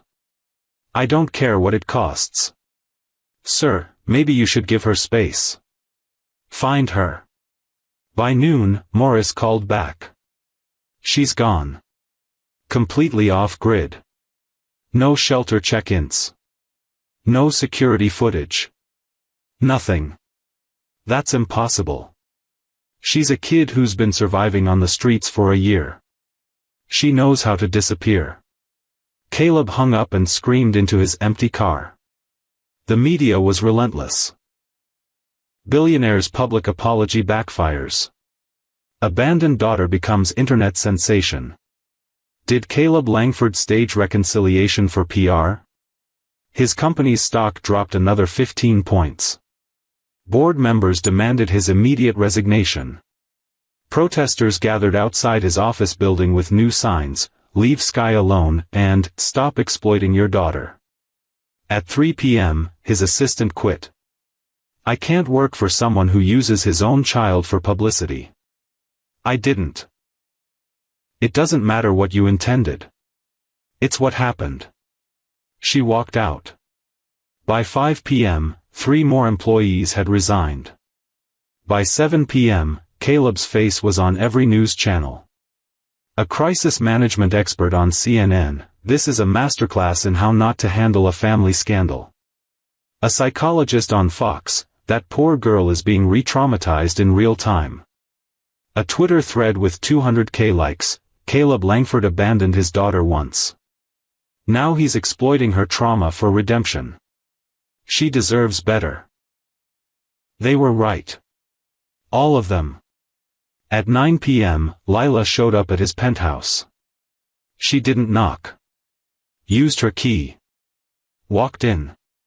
Caleb sat in the dark living room, staring at nothing. I saw the video, she said. He didn't respond. Everyone's calling you a monster. Still nothing. Are you just going to sit here? Finally, he spoke. Voice hollow. What else can I do? I destroyed her life. Again. Lila sat down across from him. Did you know someone was recording? No. Did you choose that coffee shop to make yourself look good? He hesitated. I don't know. Maybe. Subconsciously. Then you messed up. I know. But sitting here feeling sorry for yourself doesn't help her. He looked up. She blocked me. She's gone. What am I supposed to do? Lila pulled out her phone. She didn't block me. Caleb's breath caught. She contacted you? No. But I can still text her. Lila started typing. And unlike you, I don't have a reputation to rebuild. I'm just her sister. Who wants to help? Lila, she doesn't want. I don't care what she wants right now. I care about what she needs. Lila hit send. And she needs to know that not everyone is trying to use her. Caleb stared at his daughter. When did you get so smart? Probably around the time I realized my father was an idiot. Despite everything, he almost smiled. Almost. Across the city, Sky sat in an abandoned warehouse, phone in hand. She'd been watching the video on loop. Watching herself cry. Watching the comments roll in. She's so brave. He doesn't deserve her. Someone adopt this girl, please. Thousands of strangers who didn't know her. Didn't care about her. Just loved the drama. Her phone buzzed. A text from Lila. I know you're hurting. I know you probably hate all of us right now. But I need you to know something, I'm not Dad. I'm not trying to fix you or use you or make myself feel better. I just want you to be safe. And if that means you never talk to us again, fine. But please, please, just let me know you're okay. You don't have to tell me where you are. Just, send me anything. A word. An emoji. Proof of life. Because I can't sleep knowing you're out there alone. Sky stared at the message. Then at the video. Then back at the message. Finally, she typed one word. Breathing. Lila's response came instantly. Thank God. Then. I'm not going to ask where you are. I'm not going to push. But if you need anything, food, clothes, money, a place to crash, I'll help. No strings. No cameras. No dad involved unless you want him. Sky's vision blurred. Why? Because you're my sister. And I don't abandon family. The words hit like a punch. Sky closed her eyes. Let the tears fall. Then typed. I need time. You've got it. And I need people to stop talking about me. Working on it. How? You'll see. The next morning, Lila posted a video. Just her. Sitting in her hospital bed. Looking directly at the camera. My name is Lila Langford.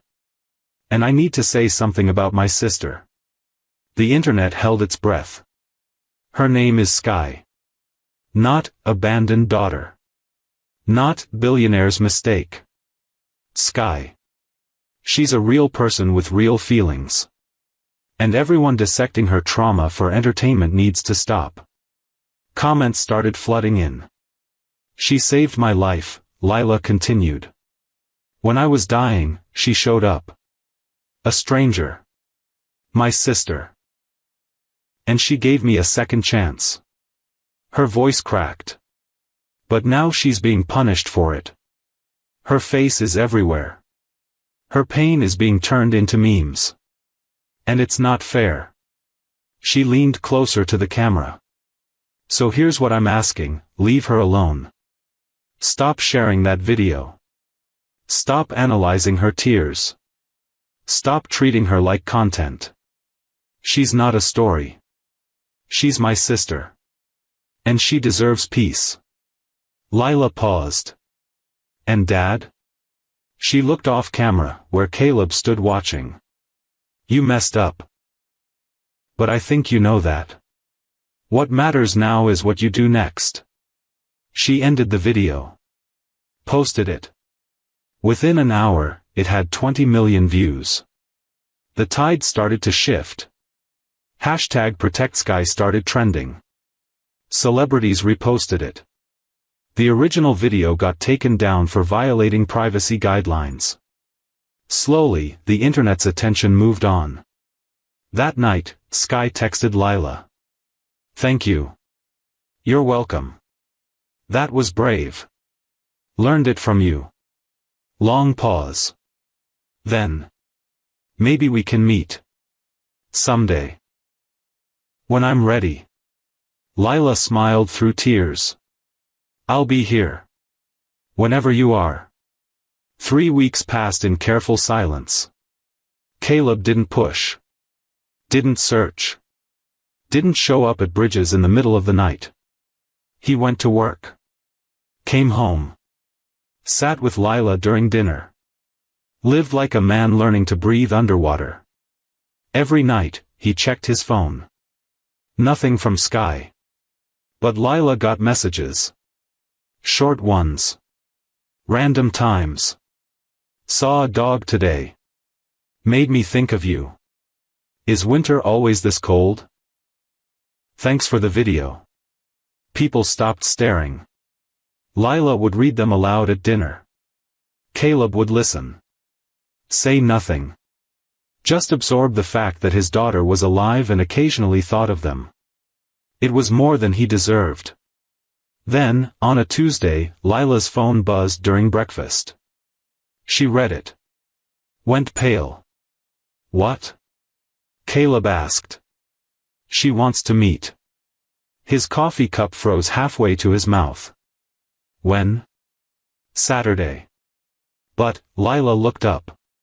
She only wants me. The words hit him like a door slamming shut. Oh. Dad. No, it's fine. That's good. You two should meet. Are you sure? He wasn't. But he nodded anyway. Yeah. She needs to do this her way. Lila reached across the table. Squeezed his hand. Thank you. Saturday came too fast and too slow. Lila changed outfits 4 times. What do you wear to meet the sister you didn't know existed? Caleb sat on her bed, watching. Something comfortable. Something that says you're not trying too hard. She settled on jeans and a sweater. Simple. Real. What if she hates me? Lila asked, staring at herself in the mirror. She won't. How do you know? Because she agreed to meet you. Lila turned around. What if I say the wrong thing? Then you apologize and try again. What if she leaves? Then you let her go. Lila's eyes filled with tears. I don't want to lose her before I even know her. Caleb stood. Pulled his daughter into a hug. Then just be yourself. That's all you can do. They'd agreed to meet at a park. Neutral ground.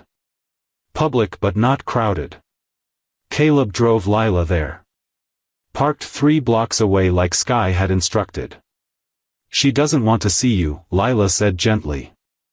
I know. She's still angry. I know. It might take a long time. I know. He squeezed the steering wheel. Tell her, his voice broke. Tell her I'm proud of her. For being strong. For surviving. For giving you a chance. Lila leaned over. Kissed his cheek. I will. She got out of the car. Caleb watched her walk toward the park until she disappeared around a corner. Then he sat alone in his car and waited. Sky was already there. Sitting on a bench near the playground. Hood up. Hands in her pockets. Lila's heart hammered as she approached. Hi, she said softly. Sky looked up. Their eyes met. For a moment, neither spoke. They had the same nose. The same cheekbones. The same curve to their lips. Mirror images split by 12 years of different lives. Hi, Sky finally said. Lila sat down. Left space between them. Not too close. Silence stretched. This is weird, Lila said. Yeah. I don't know what to say. Me neither. They sat there. 2 strangers who shared everything and nothing. Finally, Sky spoke. You look different than I expected. Different how? I don't know. Smaller. I built you up in my head as this perfect person who got everything.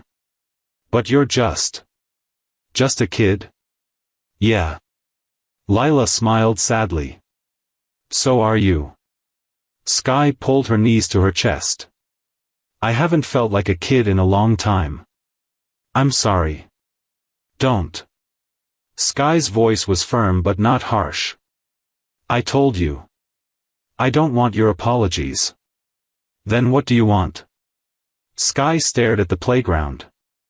Kids were running around. Laughing. Normal. I want to know what it was like, she said quietly. What was like? Growing up with him. With a father. With a home. Sky's voice cracked. I want to know what I missed. Lila's throat tightened. It wasn't perfect. I didn't ask if it was perfect. I asked what it was like. Lila took a breath. He was always working. Always busy. I saw him at breakfast and sometimes dinner. He missed recitals and games and parent-teacher conferences. But he was there. Yeah. He was there. And you never went to bed hungry. No. And you never slept outside. No. And you never had to wonder if anyone would care if you disappeared. Lila's vision blurred. No. Sky nodded slowly. That's what I thought. But I was lonely, Lila whispered. All the time. I had everything except the one thing that mattered. What's that? Someone who understood me. Lila turned to face her. I had friends at school. But they didn't get it. What it's like to have a parent who's there but not really there. Who loves you but doesn't know how to show it. Sky's jaw tightened. At least you had love. I had nothing. I know. And that's not fair.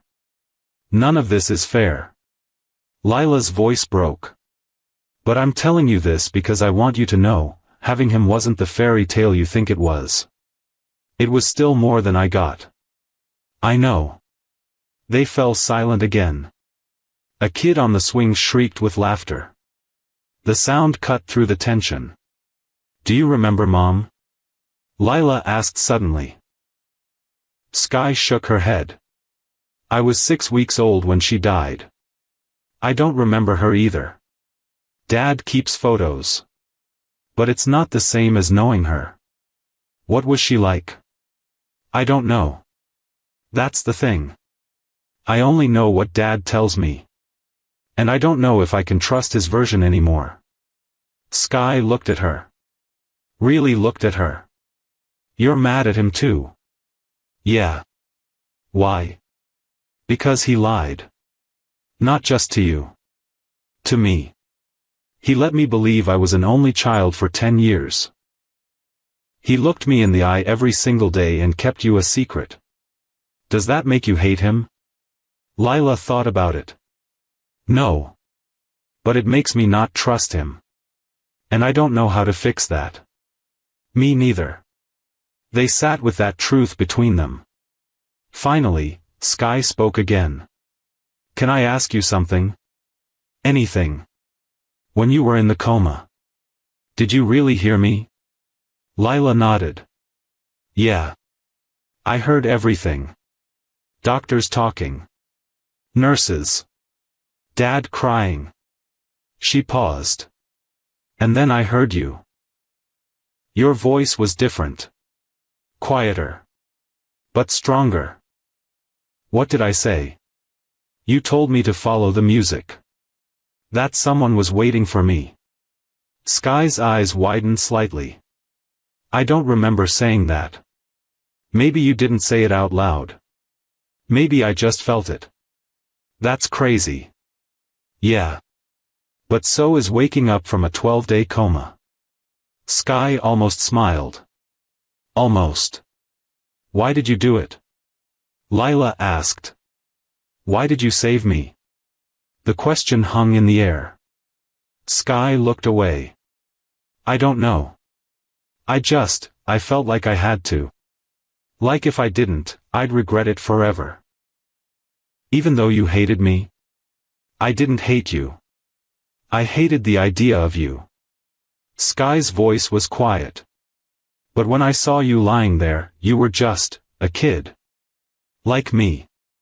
And I thought, what if no one saves her? What if she dies because I was too angry to help? That's the bravest thing I've ever heard. It wasn't brave. It was selfish. How? Because I didn't do it for you. I did it so I could prove I was better than him. The honesty was brutal. Lila reached out slowly. Let her hand rest on the bench between them. Not touching. Just close. You are better than him, she said softly. Sky stared at Lila's hand. Then, slowly, so slowly it almost didn't happen, she moved her pinky finger. Let it rest against Lila's. The smallest touch. But it was everything. They stayed in the park for 2 hours. Talking. Sometimes crying. Sometimes just sitting in silence. When the sun started setting, Sky stood up. I should go. Lila stood too. Can we do this again? Sky hesitated. Maybe. When? I'll text you. Okay. Sky started to walk away. Stopped. Turned back. Lila? Yeah? Thanks for showing up. Thanks for letting me. Sky nodded once. Then disappeared into the evening shadows. Lila stood there for a long time. Then pulled out her phone. Texted her dad. She's amazing. I know. I think she's going to be okay. Because of you. No. Because of her. Lila walked back to the car. Caleb was waiting. His eyes were red. He'd been crying. How did it go? Lila climbed in. Smiled through her own tears. Like meeting the half of myself I didn't know was missing. Stop. Just stop for a second. If that line didn't hit you deep in your soul, check your pulse. This is the moment we've been waiting for, and if you've been holding your breath like I have, subscribe right now because this family's journey is far from over. Comment your favorite moment so far, I want to know what's hitting you the hardest. And if you have a sibling, go tell them you love them after this video. Now let's keep going. The meetings became routine. Every Saturday. Same park. Same bench. Sometimes they talked for hours. Sometimes they just sat in silence, watching people live normal lives. Lila learned that Sky loved dogs but never got to have one. That she could draw but had no paper. That she memorized license plates as a game to keep her mind sharp. Sky learned that Lila played violin until her fingers bled. That she was terrified of the dark. That she used to talk to an imaginary sister when she was little. Wait, Sky said one afternoon. You had an imaginary sister? Lila blushed. Yeah. Until I was like 7. I named her Stella. That's weird. I know. Dad thought I needed therapy. Did you go? For a month. Then I stopped talking about Stella and everyone forgot. Sky stared at her. What if you weren't imagining her? What do you mean? What if, Sky's voice dropped. What if some part of you knew I existed? Like a twin thing. Lila's skin prickled. That's impossible. So is waking up from a coma because a stranger sang to your dad. They sat with that silence. But while the sisters were building something fragile and new, Caleb was falling apart. He started showing up late to meetings. Missing calls. Forgetting appointments. His assistant found him asleep at his desk at 3 a.m. on a Tuesday. Sir, you need to go home. Can't. Have a presentation at 7. That was yesterday. He looked up, confused. What? She set coffee in front of him. When's the last time you slept? Actually slept? He couldn't remember. Every night was the same. Lying awake. Staring at his phone. Waiting for a message that never came. Lila texted him updates. Photos sometimes. She laughed today. Real laugh. Thought you should know. He'd stare at those messages for hours. zooming in on blurry background details, trying to catch a glimpse of his daughter. The daughter who wouldn't see him. Morris called one morning. The board scheduled an emergency meeting. About what? About you. They think you're unfit to lead. They're probably right. Caleb. I don't care about the company, Morris. I care about my daughters. Then maybe you should start acting like it. Because right now, you're disappearing on both of them. The words stung because they were true. That night, Lila confronted him. She found him in his study, staring at an old photo album. Pictures of him and their mother. The day the twins were born. His wife holding two tiny babies. Dad? He quickly closed the album. Hey, baby girl. Didn't hear you come in. You've been crying. I'm fine. No, you're not. She sat down across from him. You're getting worse. I'm just tired. You're depressed. The word hung between them. Caleb tried to laugh it off. I'm not. Yes, you are. You barely eat. You don't sleep. Morris says you missed 3 board meetings this month. Her voice cracked. Dad, you're falling apart. I'm handling it. No, you're not. She stood up, frustrated. You're sitting here drowning in guilt while pretending everything's fine. What do you want me to do, Lila? I want you to talk to someone. A therapist. A counselor. Anyone. That won't fix what I did. Nothing will fix what you did. She was crying now. But you can't just sit here waiting to die of shame. I need you. Sky might need you someday. And you're not going to be any good to either of us if you destroy yourself. Caleb stared at his daughter. 10 years old. And somehow wiser than him. When did you grow up? He whispered. Around the time my father stopped being able to. The next morning, Caleb made an appointment. Dr. Patricia Chen's office was small. Comfortable. Non-threatening. She was 50-ish. Kind eyes. No-nonsense voice. Tell me why you're here, she said. Caleb opened his mouth. Closed it. Where did he even start? I abandoned my daughter, he finally said. And now I don't know how to live with myself. Which daughter?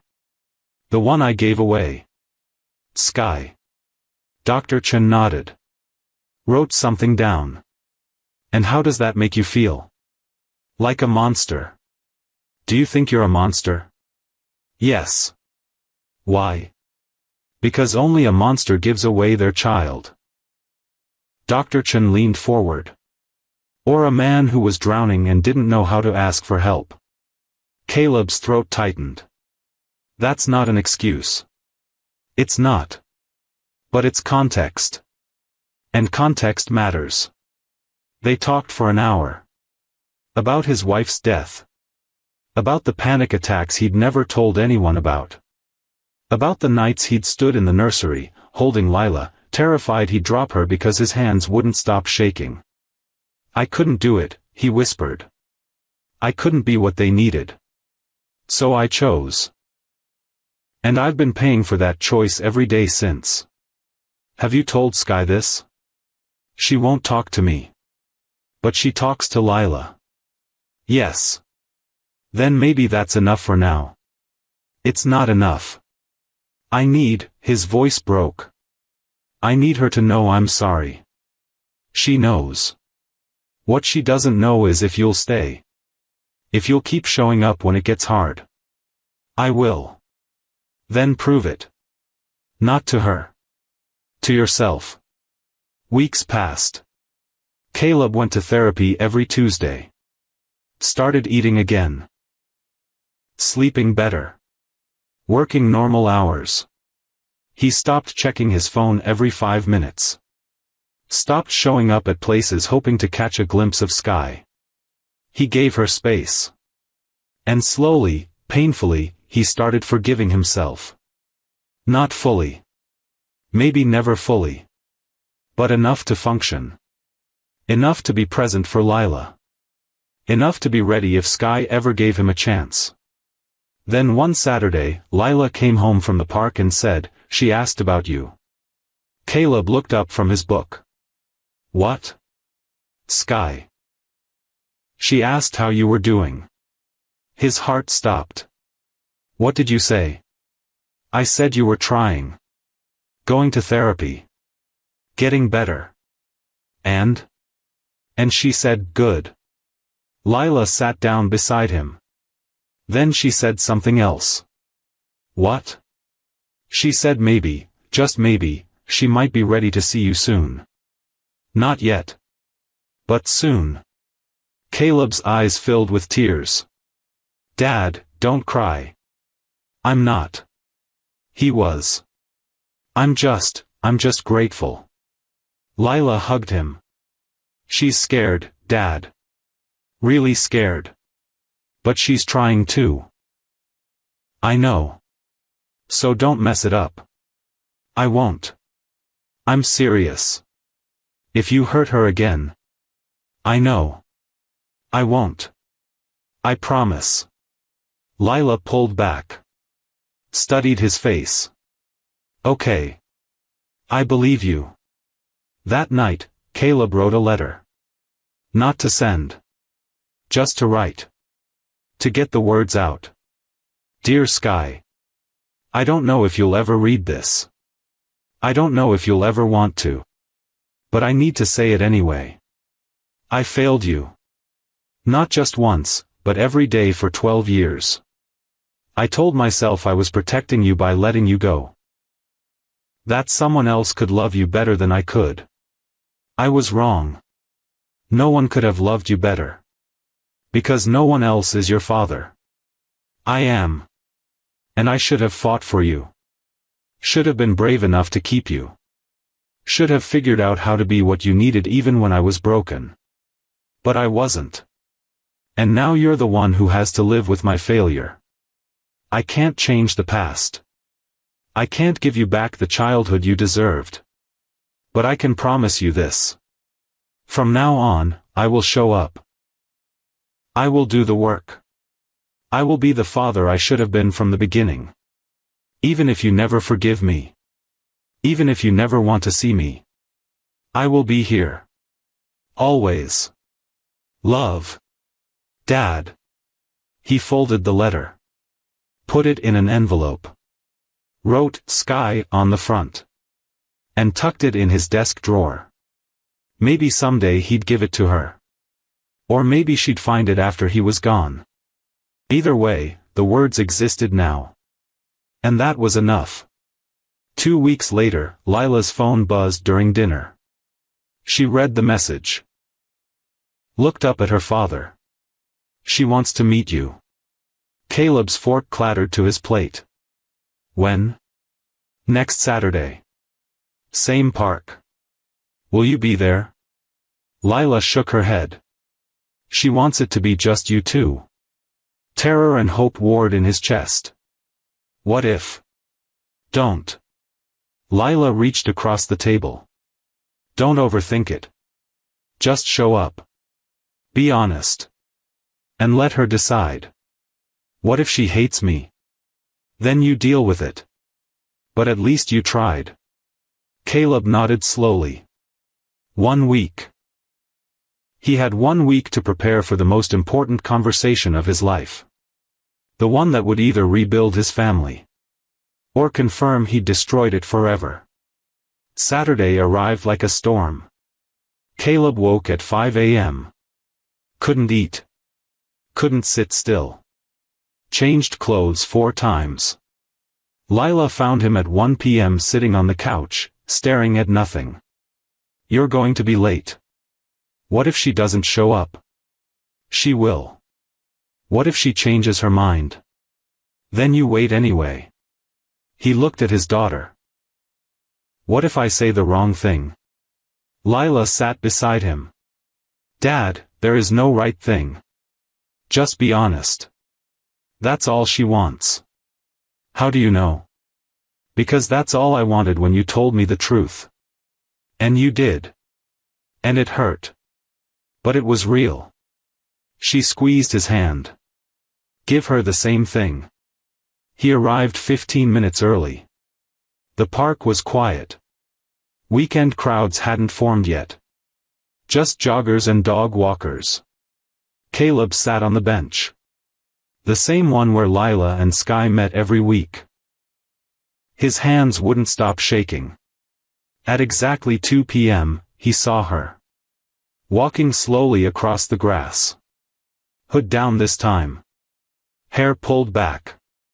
She looked so much older than 11. And so much like her mother it physically hurt. Sky stopped 10 feet away. Studying him.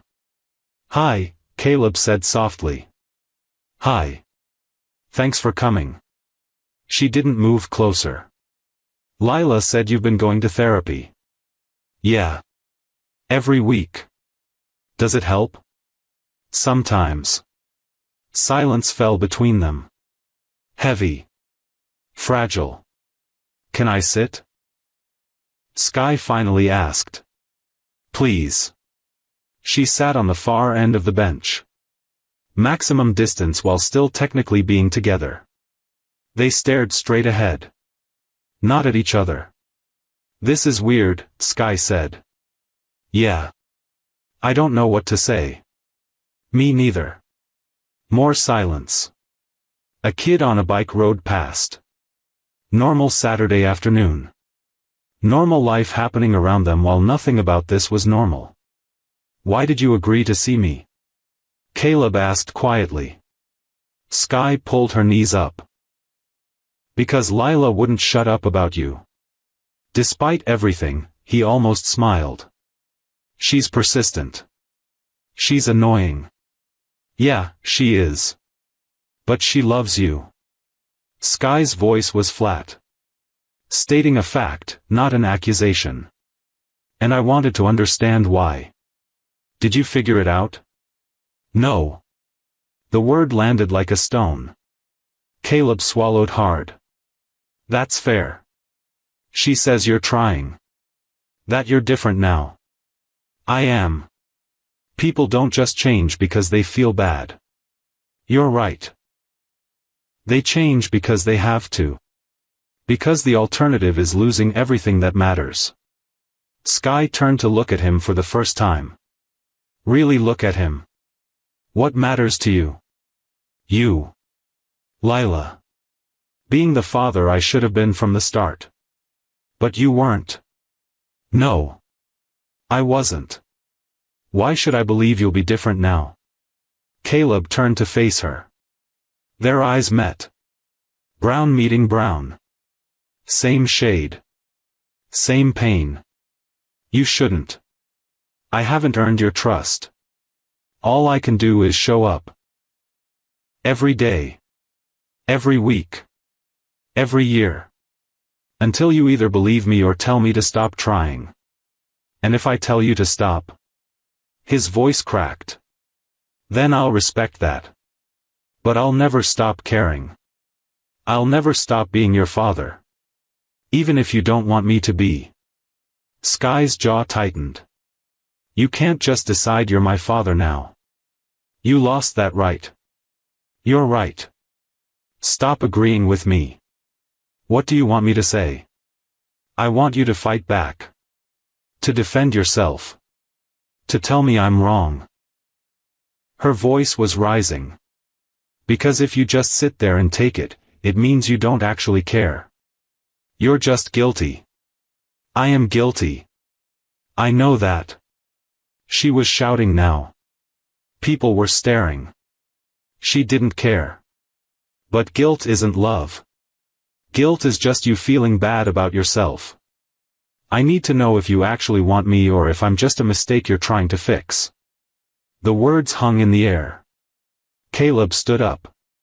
Sky flinched, thinking he was leaving. Instead, he dropped to his knees in front of her. Right there. In the dirt. In front of everyone. I want you, he said, voice breaking. Not because I'm guilty. Not because I'm trying to fix a mistake. I want you because you're my daughter. Because you're brave and strong and you survived 12 years of hell that I caused. Because when I look at you, I see your mother's courage and my biggest failure and the most important second chance I'll ever get. Tears were streaming down his face now. I want you because every day you weren't in my life was a day I was incomplete. Every birthday I missed was a wound I can't heal. Every night you spent cold and scared and alone was a night I should have been there. Sky's eyes were wide. Wet. I can't give you back those years, Caleb continued. I can't undo the pain. But I can give you every day forward. Every single one. If you'll let me. Why? Her voice was barely a whisper. Why now? Because I'm finally brave enough to deserve you. Sky stared at him. Then something broke. She started crying. Not quietly. Big, heaving sobs that shook her whole body. Caleb didn't move. Didn't reach for her. Just stayed on his knees, waiting. Finally, Sky spoke through her tears. I wanted to hate you. I know. I wanted to make you hurt the way you hurt me. I know. But I can't. Her voice cracked. Because as much as I want to hate you, I want a father more. Caleb's breath caught. I want someone to show up to things. To care if I'm okay. To remember my birthday. She was sobbing harder now. I want what Lila had. I want what I deserved. I want you to have wanted me. I did want you. I was just too broken to keep you. That's not good enough. I know. It never will be. But it's the truth. Sky covered her face with her hands. Caleb slowly, carefully, reached out. Let his hand rest on the bench beside her. Not touching. Just there. What do you need from me? He asked softly. Right now. In this moment. What do you need? Sky looked up. Her face was blotchy and wet and beautiful. I need you to promise you won't leave again. I promise. I need you to mean it. I do. I need, her voice broke. I need to know that if I let you in, you won't break me worse than I already am. Caleb's heart shattered. I can't promise I won't make mistakes. I can't promise I'll always get it right. But I can promise I will never, ever leave you again. Not by choice. Not for any reason. Sky searched his face. Looking for lies. For cracks. Finding only truth. Finally, she moved her hand. Placed it on top of his. The first time they'd touched in 12 years. Her hand was small. Rough. Scarred from survival. His was large. Trembling. Marked by age and regret. Together, they felt like the beginning of something impossible. I'm not ready to call you Dad, Sky whispered. That's okay. And I'm still angry. I know. And this doesn't mean everything's fine. I know. But maybe, she squeezed his hand. Maybe we can try. Caleb squeezed back. That's all I'm asking for. They sat there. Hands connected. Wounds open. Hope fragile but alive. And for the first time in 12 years, Caleb felt like maybe, just maybe, he could breathe again. The first dinner was a disaster. Caleb had prepared everything perfectly. Lila's favorite pasta. Garlic bread. Sparkling cider in fancy glasses. Sky walked in, saw the setup, and froze.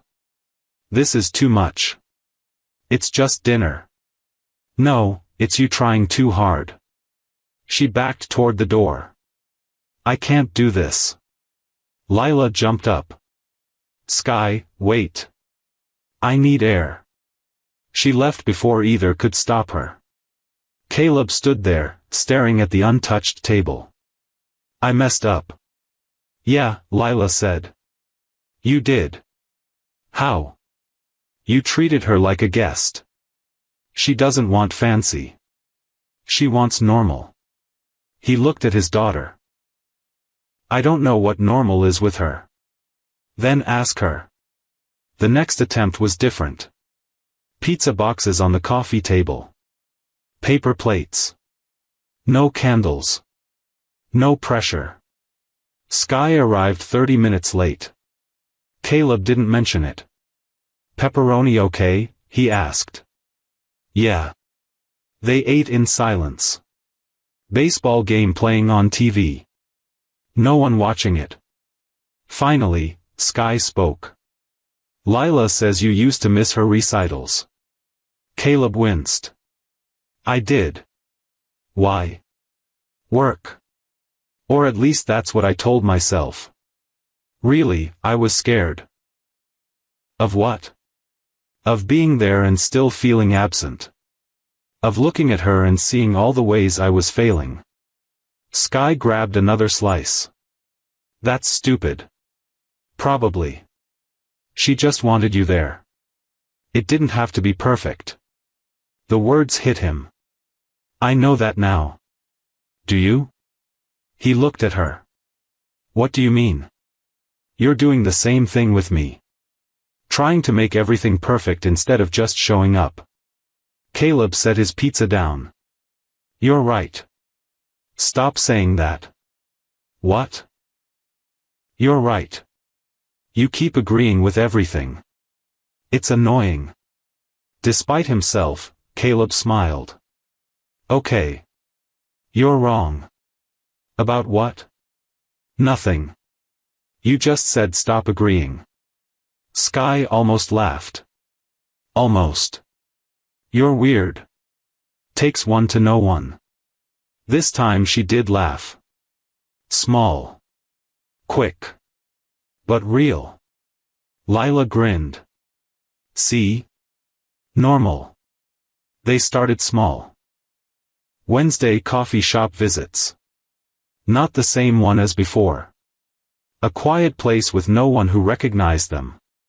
Caleb learned that Sky drank hot chocolate with extra marshmallows. That she bit her nails when nervous. That she always sat facing the door. Why? He asked one day. So I can see who's coming. You're safe here. I know. But habits don't die easy. He didn't push. Instead, he told her about his own habits. How he checked locks 3 times before bed. How he couldn't sleep without white noise. How he still kept her mother's voicemail saved on his phone. Can I hear it? Sky asked suddenly. What? Mom's voice. Caleb's hand trembled as he pulled out his phone. Found the old message. Hit play. Hey, babe. Just checking in. The girls are perfect. Both of them. I'm coming home tomorrow. I love you. Her voice was warm. Tired. Happy. Sky closed her eyes. Listened to it 3 times. She sounds nice, she whispered. She was. She would have loved you. How do you know? Because she fought for you. Every single day in that NICU. She refused to leave until you were strong enough. But then she left anyway. Not by choice, baby. The word slipped out. Baby. Sky stiffened. Caleb caught himself. Sorry. I didn't mean. It's okay. Her voice was quiet. Just give me time. All the time you need. Time revealed small things. Sky sketched on napkins when she was thinking. Always faces. Always sad eyes. She flinched when doors slammed. She counted everything. Steps. Tiles. People passing by. Why do you do that? Lila asked one Saturday. Keeps my brain busy. If I'm counting, I'm not thinking about bad stuff.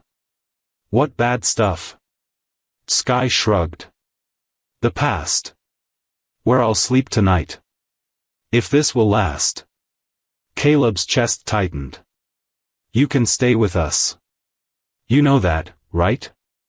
I'm not ready for that. Why not? Because what if it doesn't work? What if I'm too messed up? What if? What if it does work? Lila interrupted.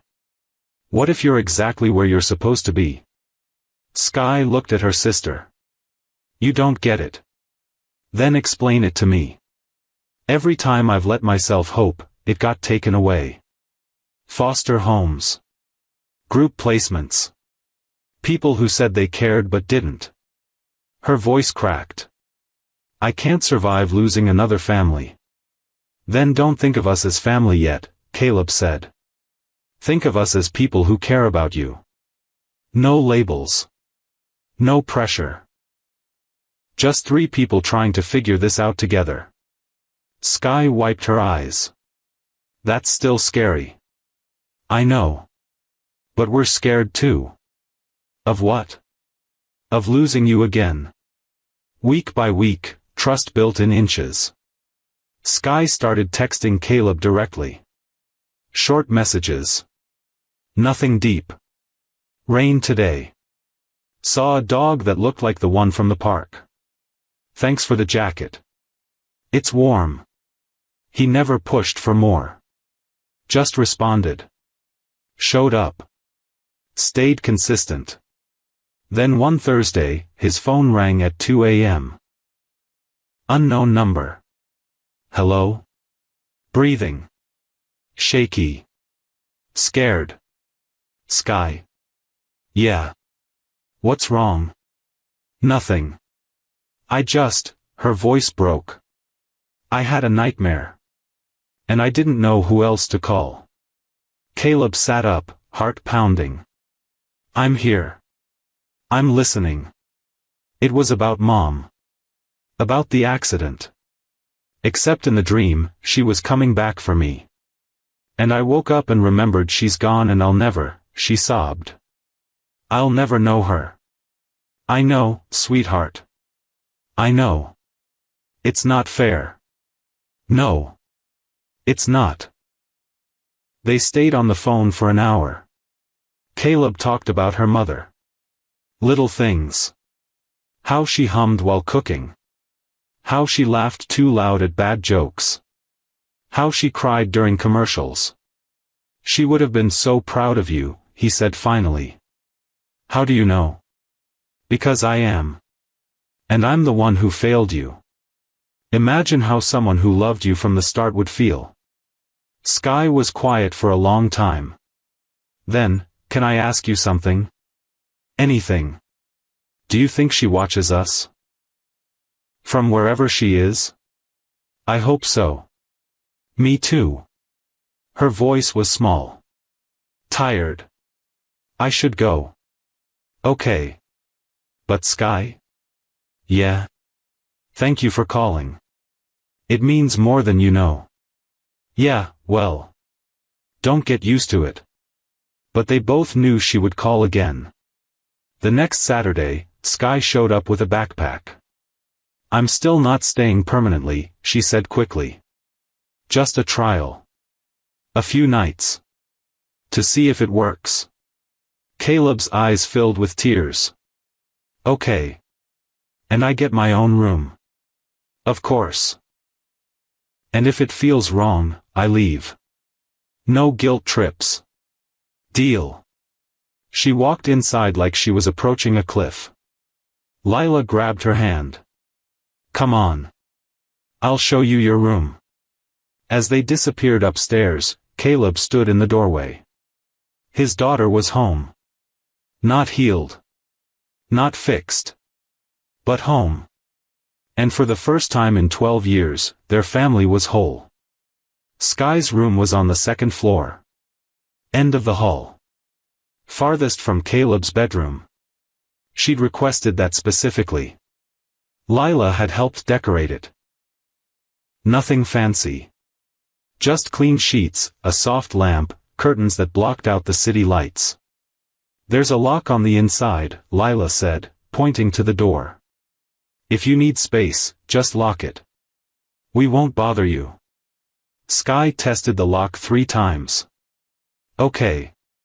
Bathrooms across the hall. Towels are in the closet. There's a nightlight if you... I don't need a nightlight. I'm not a baby. I know. I just thought. Lila stopped. "Sorry."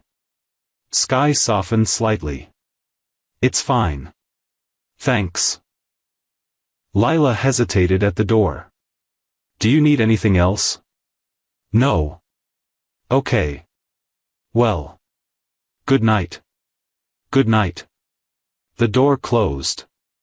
Sky stood in the middle of the room, backpack still on her shoulders. She didn't unpack. Didn't sit. Just stood there, breathing too fast, feeling the walls close in. This was a mistake. She shouldn't be here. She should leave now before. A soft knock interrupted her spiral. "It's just me," Caleb's voice came through. "Can I come in?" Sky stared at the door. "Yeah." He opened it slowly.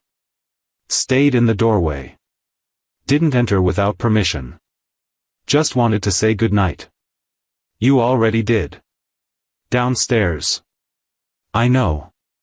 But this is different. You're here. Under my roof. And I wanted you to know," his voice caught. "I'm grateful." Sky crossed her arms. "Don't be.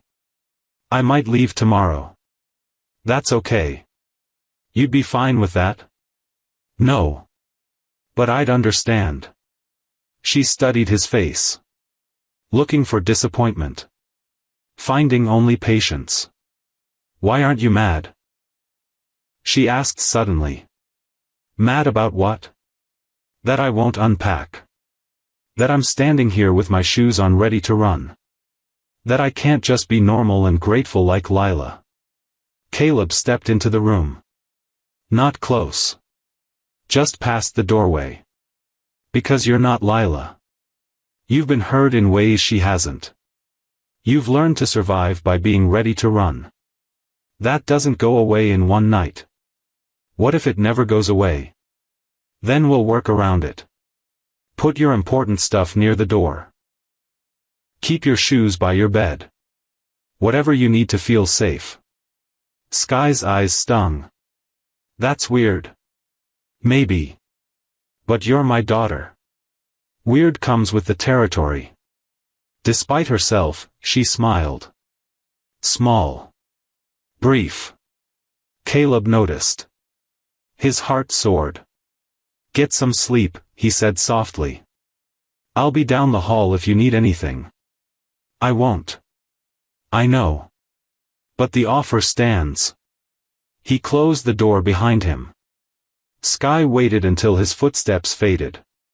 Then she finally took off her backpack. But she didn't unpack it. She set it by the door. Just in case. She couldn't sleep. The bed was too soft. The room too quiet. The darkness too complete. On the streets, there was always noise. Cars. Voices. Sirens. You never had to be alone with your thoughts. Here, the silence was deafening. At 2 a.m., she gave up. Grabbed her backpack. Headed downstairs. The living room was dark except for one lamp in the corner. Caleb sat in the armchair, reading. He looked up when she appeared. Didn't seem surprised. Couldn't sleep? No. Me neither. She hovered in the doorway. Why are you down here? He closed his book. Old habit. I used to come down here when Lila was a baby. She'd wake up crying and I'd bring her down here until she calmed down. Did it work? Sometimes. Other times we'd both just sit here until sunrise. Sky moved closer. Sat on the far end of the couch. Maximum distance. They sat in silence. Finally, she spoke. The bed's too soft.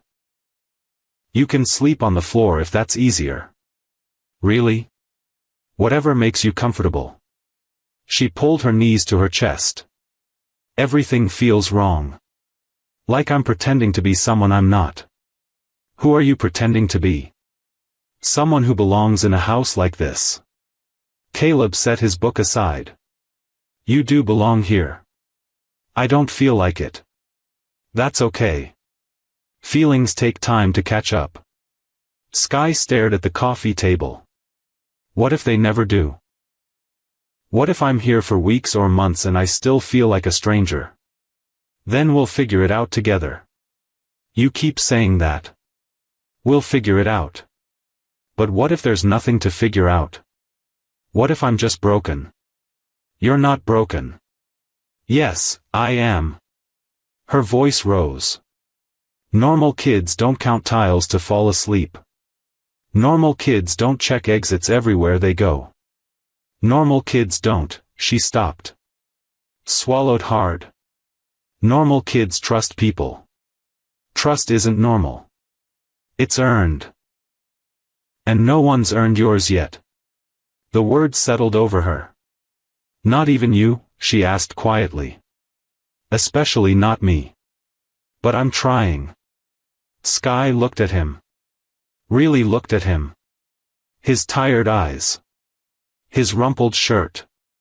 The book he'd been reading, Parenting Children with Trauma. You're reading parenting books? She almost smiled. He blushed. 4 of them, actually. Trying to understand how to help you. That's kind of pathetic. Yeah, well. I'm new at this. You raised Lila for 10 years. Lila's different.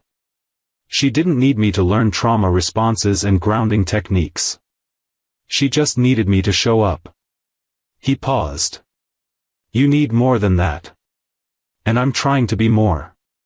Sky's throat tightened. No one had ever tried to understand her before. They just labeled her. Difficult. Damaged. Defiant. But here was this man, her father, reading books at 2 a.m. trying to decode her. Chapter 7, she said suddenly. What? In that book. Chapter 7 talks about sleep environments. It says trauma survivors need control over their space. You've read it? Library copy. Last year. She pulled her backpack closer. It also says rushing attachment makes it worse. Caleb nodded slowly. Then we won't rush.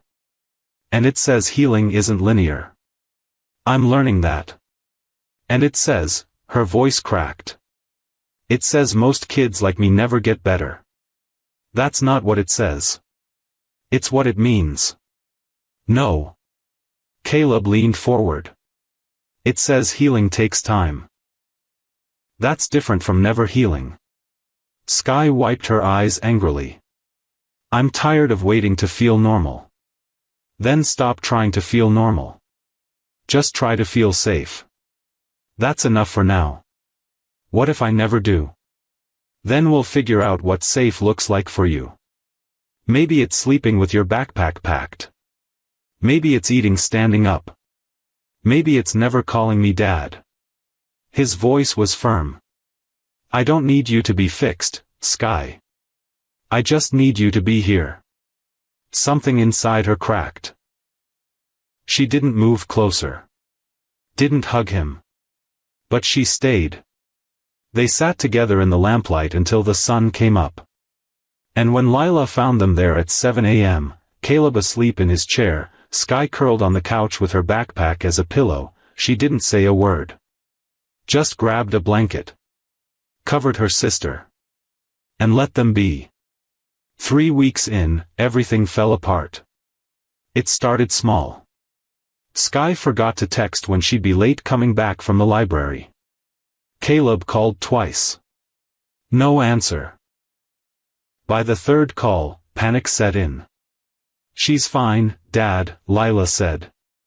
"She's probably just reading. It's been 4 hours. So she always texts. Maybe her phone died." But Caleb couldn't shake the feeling. The terrible certainty that she'd left. That he'd pushed too hard or not enough or said the wrong thing and now she was gone. When Sky finally walked through the door at 8 p.m., he was waiting in the foyer. "Where were you?" She stopped. "Library. I told you this morning. You said you'd be back by 5. I lost track of time. Your phone was off. It died. You couldn't find a charger?" Sky's expression hardened. "What is this? An interrogation?" "No, I was worried. I'm not a child. You're 11. I've been taking care of myself since I was born. I don't need you tracking me like I'm going to disappear." "That's exactly what I'm afraid of." The words exploded out of him. Too loud. Too desperate. Sky froze. "You think I'm going to run," she said quietly. "That's what this is about." "I didn't say that. You didn't have to." Her voice was cold. Distant. "You've been waiting for me to leave since I got here. Every morning you look surprised I'm still at breakfast. Every night you check if my backpack's still in the room." Caleb's face went white. "I'm just what? Making sure your charity case doesn't bail?" She laughed bitterly. "I knew this was a mistake. Sky, please.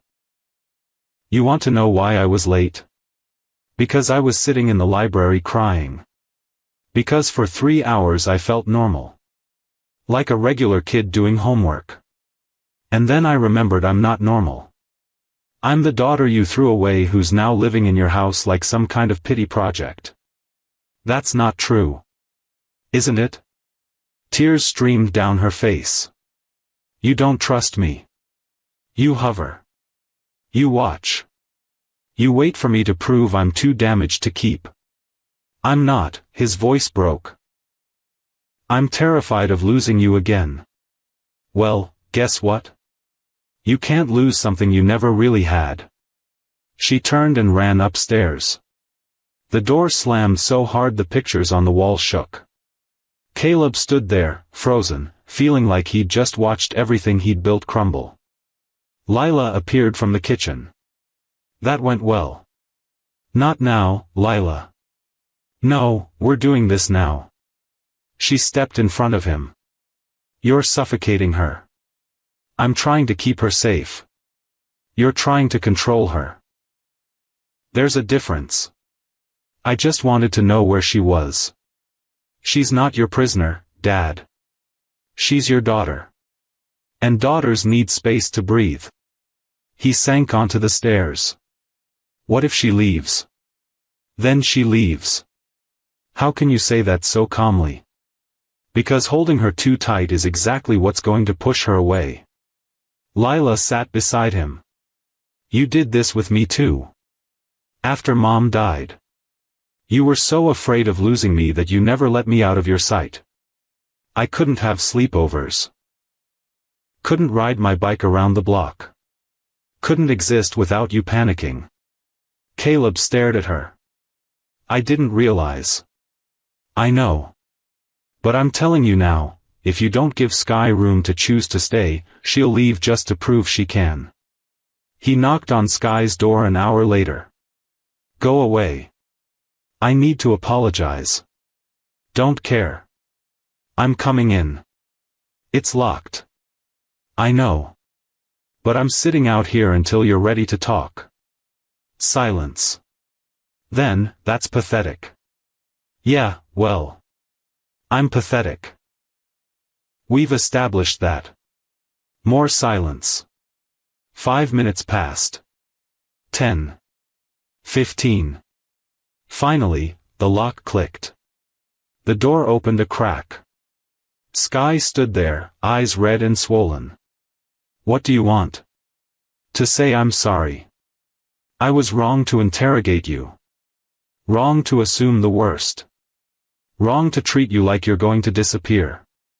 You don't trust me. No. I don't trust myself. I'm terrified that I'll mess this up and you'll leave and I'll have lost you twice. So you're smothering me to prevent that? I know it doesn't make sense. It makes perfect sense. You're scared. I get it. She leaned against the doorframe. But your fear doesn't get to become my cage. The words hit him like a slap. You're right. Stop saying that. What do you want me to say? I want you to mean it. I want you to actually change, not just agree and then do the same thing next week. Caleb stood up. Then tell me how.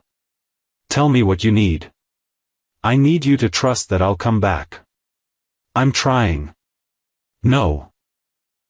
You're hoping. That's different. She stepped into the hallway. Trust means letting me be late without calling 5 times. Trust means not checking my backpack to see if I'm packing to leave. Trust means believing I want to be here even when I'm angry or distant or having a bad day. What if you don't come back? Then you deal with it. But you don't get to hold me prisoner just because you're afraid. Caleb's voice dropped to a whisper. I can't lose you again. Then stop acting like you already have. They stood in the hallway, 3 feet apart, both crying. I don't know how to be a father to you, Caleb admitted. I keep getting it wrong. Good. What? I don't want a perfect father. I want a real one. One who messes up and admits it and tries again. She wiped her eyes. The hovering, the checking, the panic, it makes me feel like a problem to solve. Not a daughter. I'm sorry. I know. But sorry isn't enough anymore. I need to see change. What does that look like? It looks like you letting me go to the library without tracking my every move. It looks like you not checking if I'm still here every morning. It looks like you trusting that if I want to leave, I'll tell you first. Can you promise that? That you'll tell me? Sky hesitated. I can promise I'll try. But I can't promise I won't run when things get hard. It's what I do.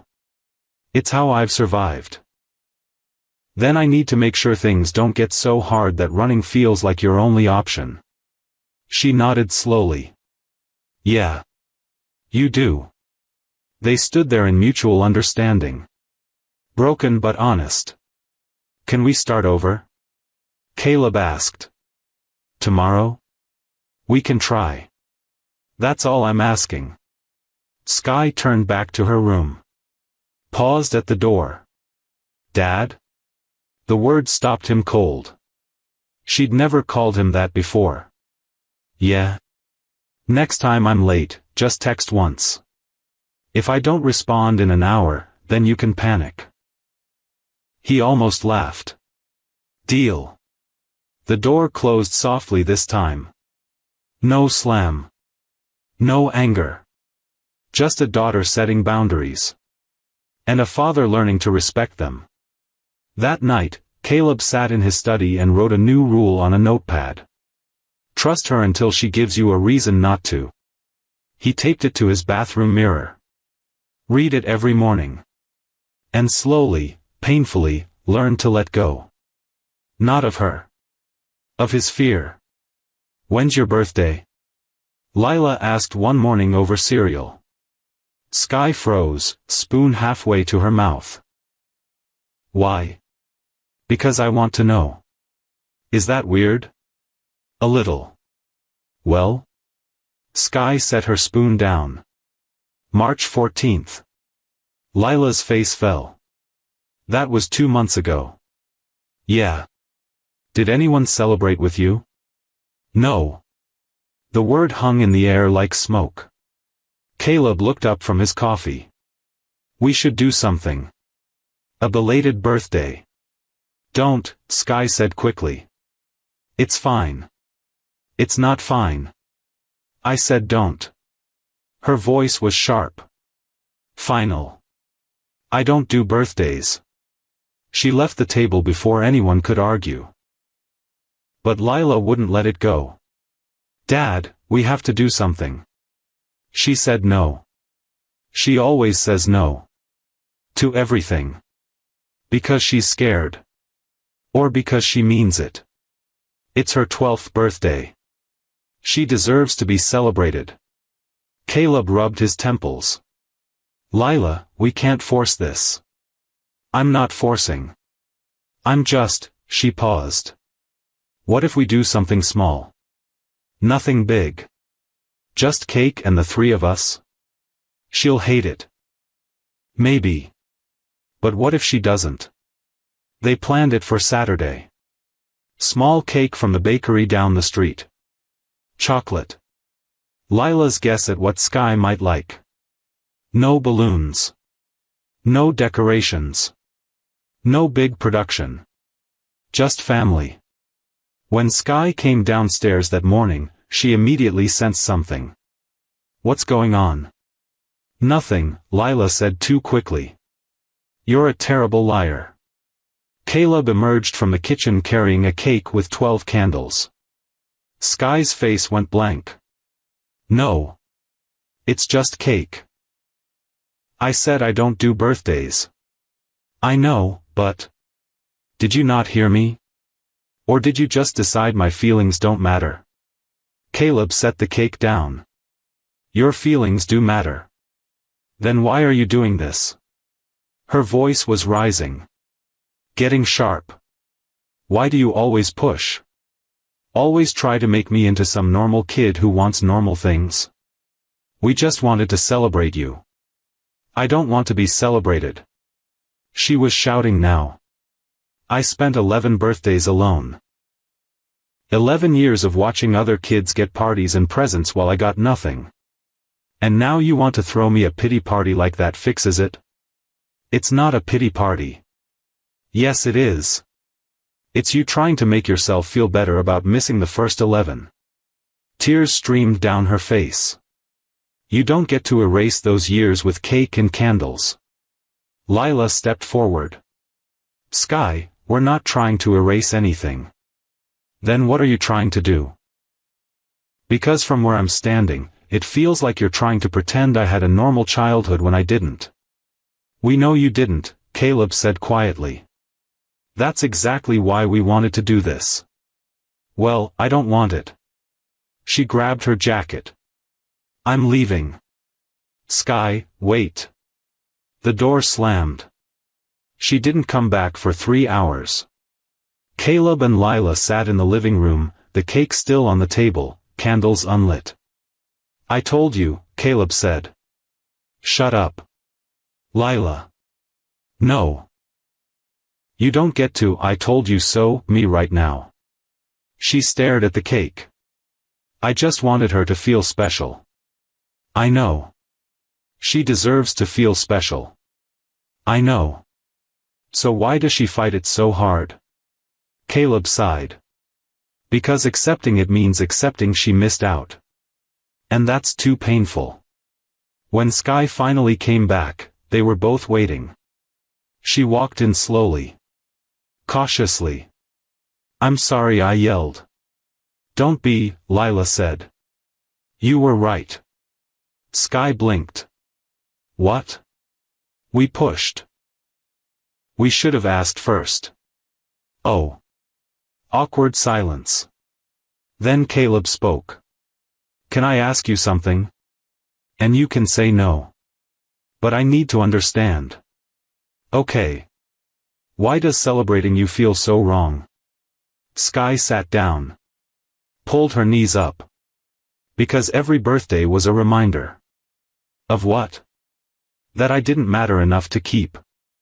Her voice was small. Other kids got parties. Got presents. Got told they were special. I got moved to a new foster home or forgotten completely. Caleb's heart broke. You mattered. You always mattered. Not to you. The words were a knife. "You're right," he whispered. "I failed you. On every single birthday. And I can never get those back." "No. You can't. But I'm here now. And I want to celebrate you. Not to erase the past. But to start building something different." Sky looked at him. Then at Lila. Then at the cake. "It's chocolate," Lila offered quietly. "Your favorite." "I guessed." "How did you know?" "I didn't. I just hoped." Something in Sky's expression softened. "You guessed right." "So," Lila hesitated. "Can we try again? Differently this time?" "How?" "You tell us what you want. Not what we think you should want. What you actually want." Sky thought for a long moment. "I want to light the candles myself." "Okay. And I want to blow them out without making a wish. Because wishes don't come true." Caleb's throat tightened. "Okay. And I don't want presents. Or singing. Or any of that normal stuff." "Done." "But," her voice cracked. "I want you both here. Just sitting with me. Making it not feel so lonely." "We can do that," Lila whispered. They lit the candles together. 12 small flames flickering in the afternoon light. Sky stared at them. Then blew them out in one breath. No wish. No song. No celebration. Just a girl and her family sitting together in the quiet. Lila cut 3 pieces.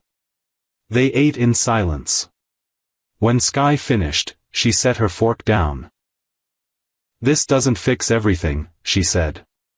"We know," Caleb replied. "And I'm still mad about the other birthdays." "That's fair." But, she looked at both of them. "This one was okay." Lila smiled. "Just okay? Don't push it." Despite everything, they laughed. And for the first time in 12 years, Sky's birthday didn't feel like the loneliest day of the year. It felt like the beginning of something. Not perfect. Not healed. But hers. That night, Sky found a small box on her bed. No wrapping paper. Just a simple wooden box. Inside was a bracelet. Silver. Simple. Engraved with 3 words. "You always mattered." No note. No explanation.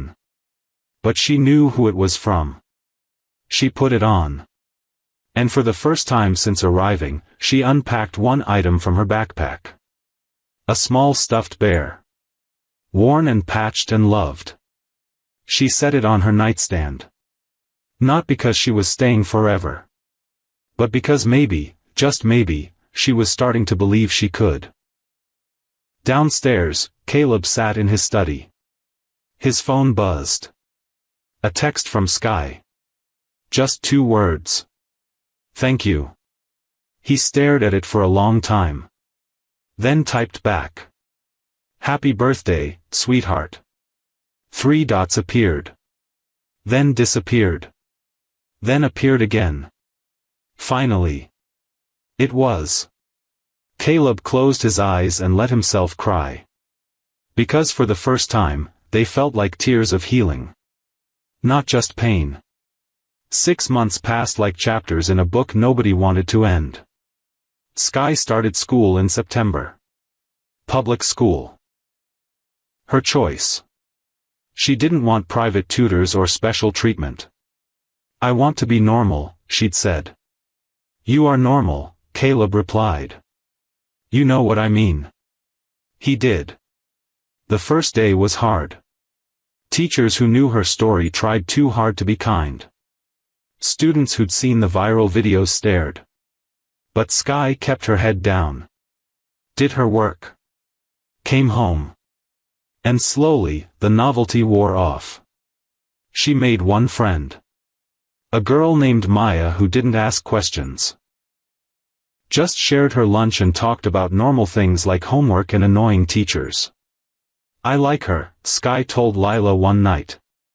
Because she doesn't treat you different? Because she doesn't treat me at all. She just exists next to me. It's nice. The backpack stayed by her bed for 3 months. Then one day, Caleb noticed it was in her closet. Not packed. Just stored. He didn't mention it. But his heart swelled. Therapy helped. Dr. Chen met with Sky twice a week. Sometimes together with Caleb. Sometimes alone. She's making progress, Dr. Chen told him in November. Slower than you'd like, I'm sure. But real progress. What does that look like? She's stopped checking exits constantly. She's sleeping better. She called you Dad twice last session without realizing it. Caleb's breath caught. She did? She did. And when I pointed it out, she didn't correct herself. Just shrugged and moved on. It was the smallest thing. And everything.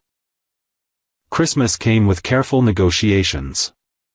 I don't want a big thing, Sky said. Define big, Lila countered. Tree is fine. Stockings are fine. But no presents. Everyone gets presents. I don't want them. They feel like you're trying to buy me. Caleb intervened. 1 gift each. That's it. And you get to give gifts too if you want. No pressure. Sky considered this. 1 gift? 1. Deal. Christmas morning was quiet. They sat around the tree in pajamas. Hot chocolate instead of coffee. No rush. No performance. Lila went first. She gave Sky a journal. Leather-bound.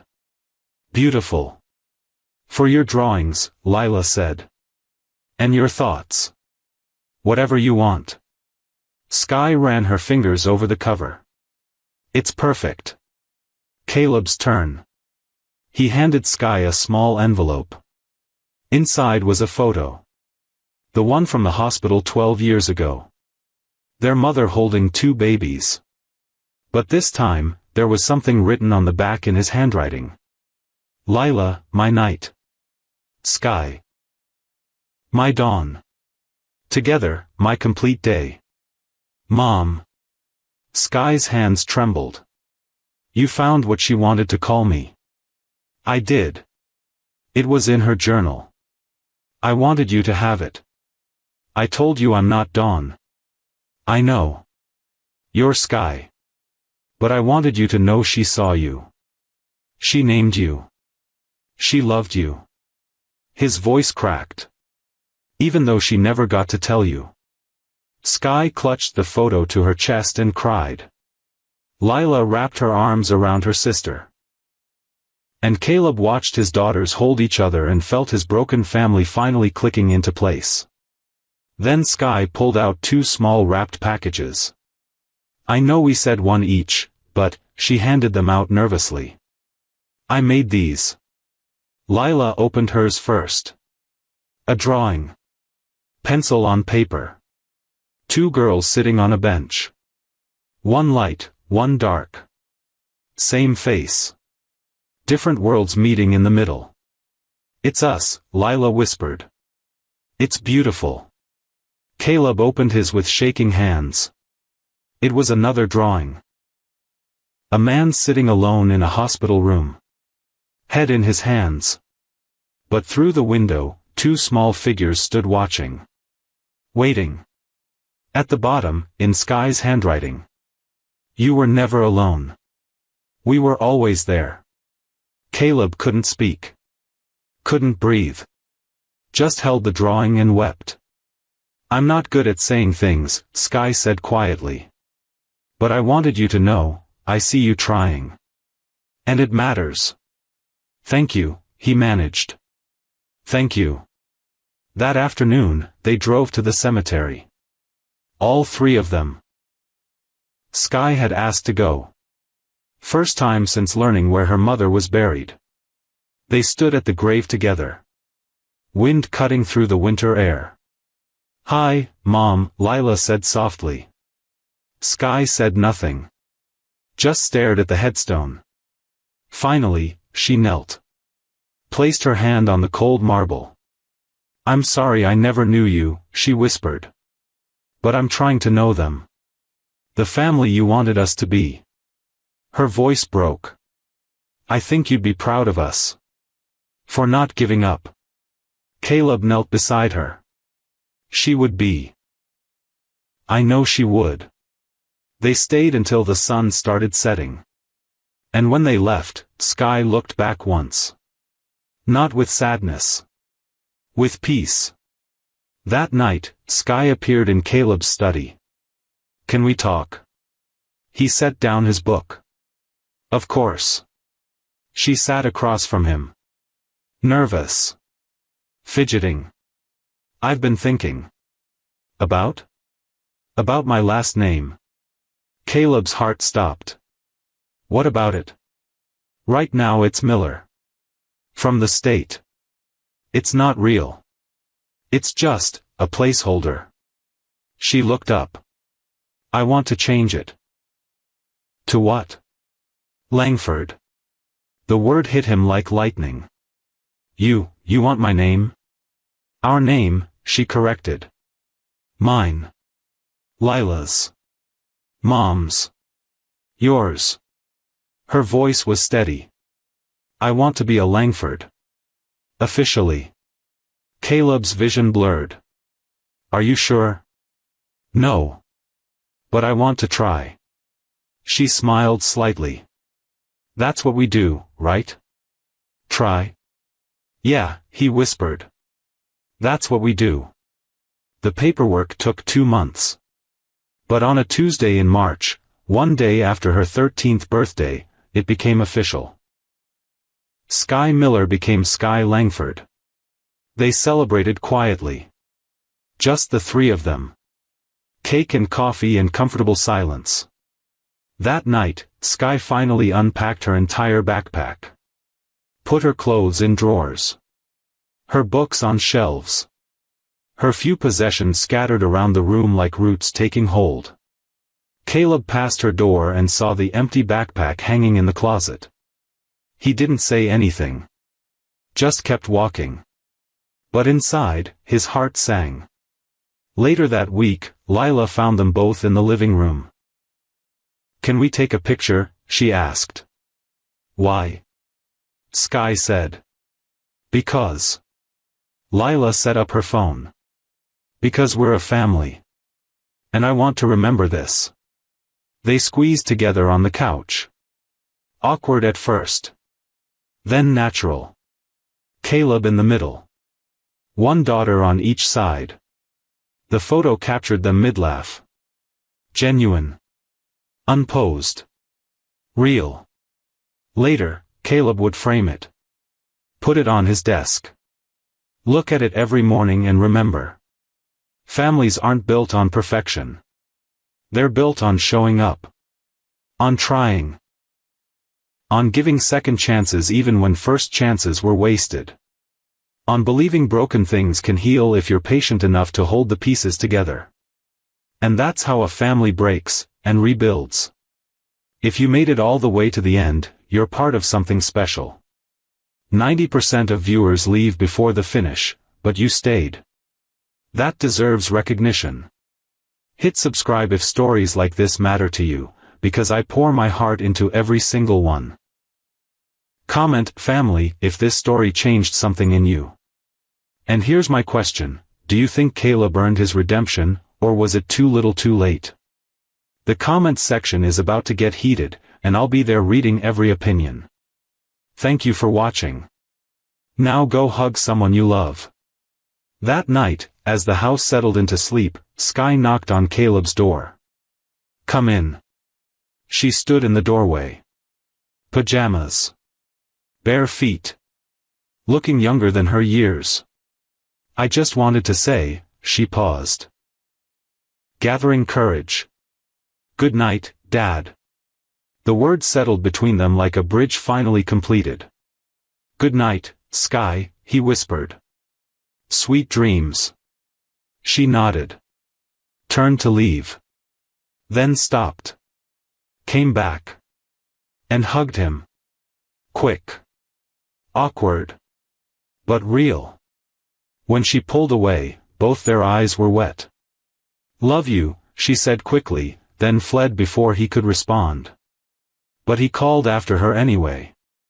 "Love you too, sweetheart. Always have. Always will." Her door closed softly. And Caleb sat in the silence, feeling for the first time in 13 years that he'd finally done something right. His daughters were home. Both of them. And this time, he wouldn't let either go. Some families are born whole. Others are built piece by piece. Both are beautiful.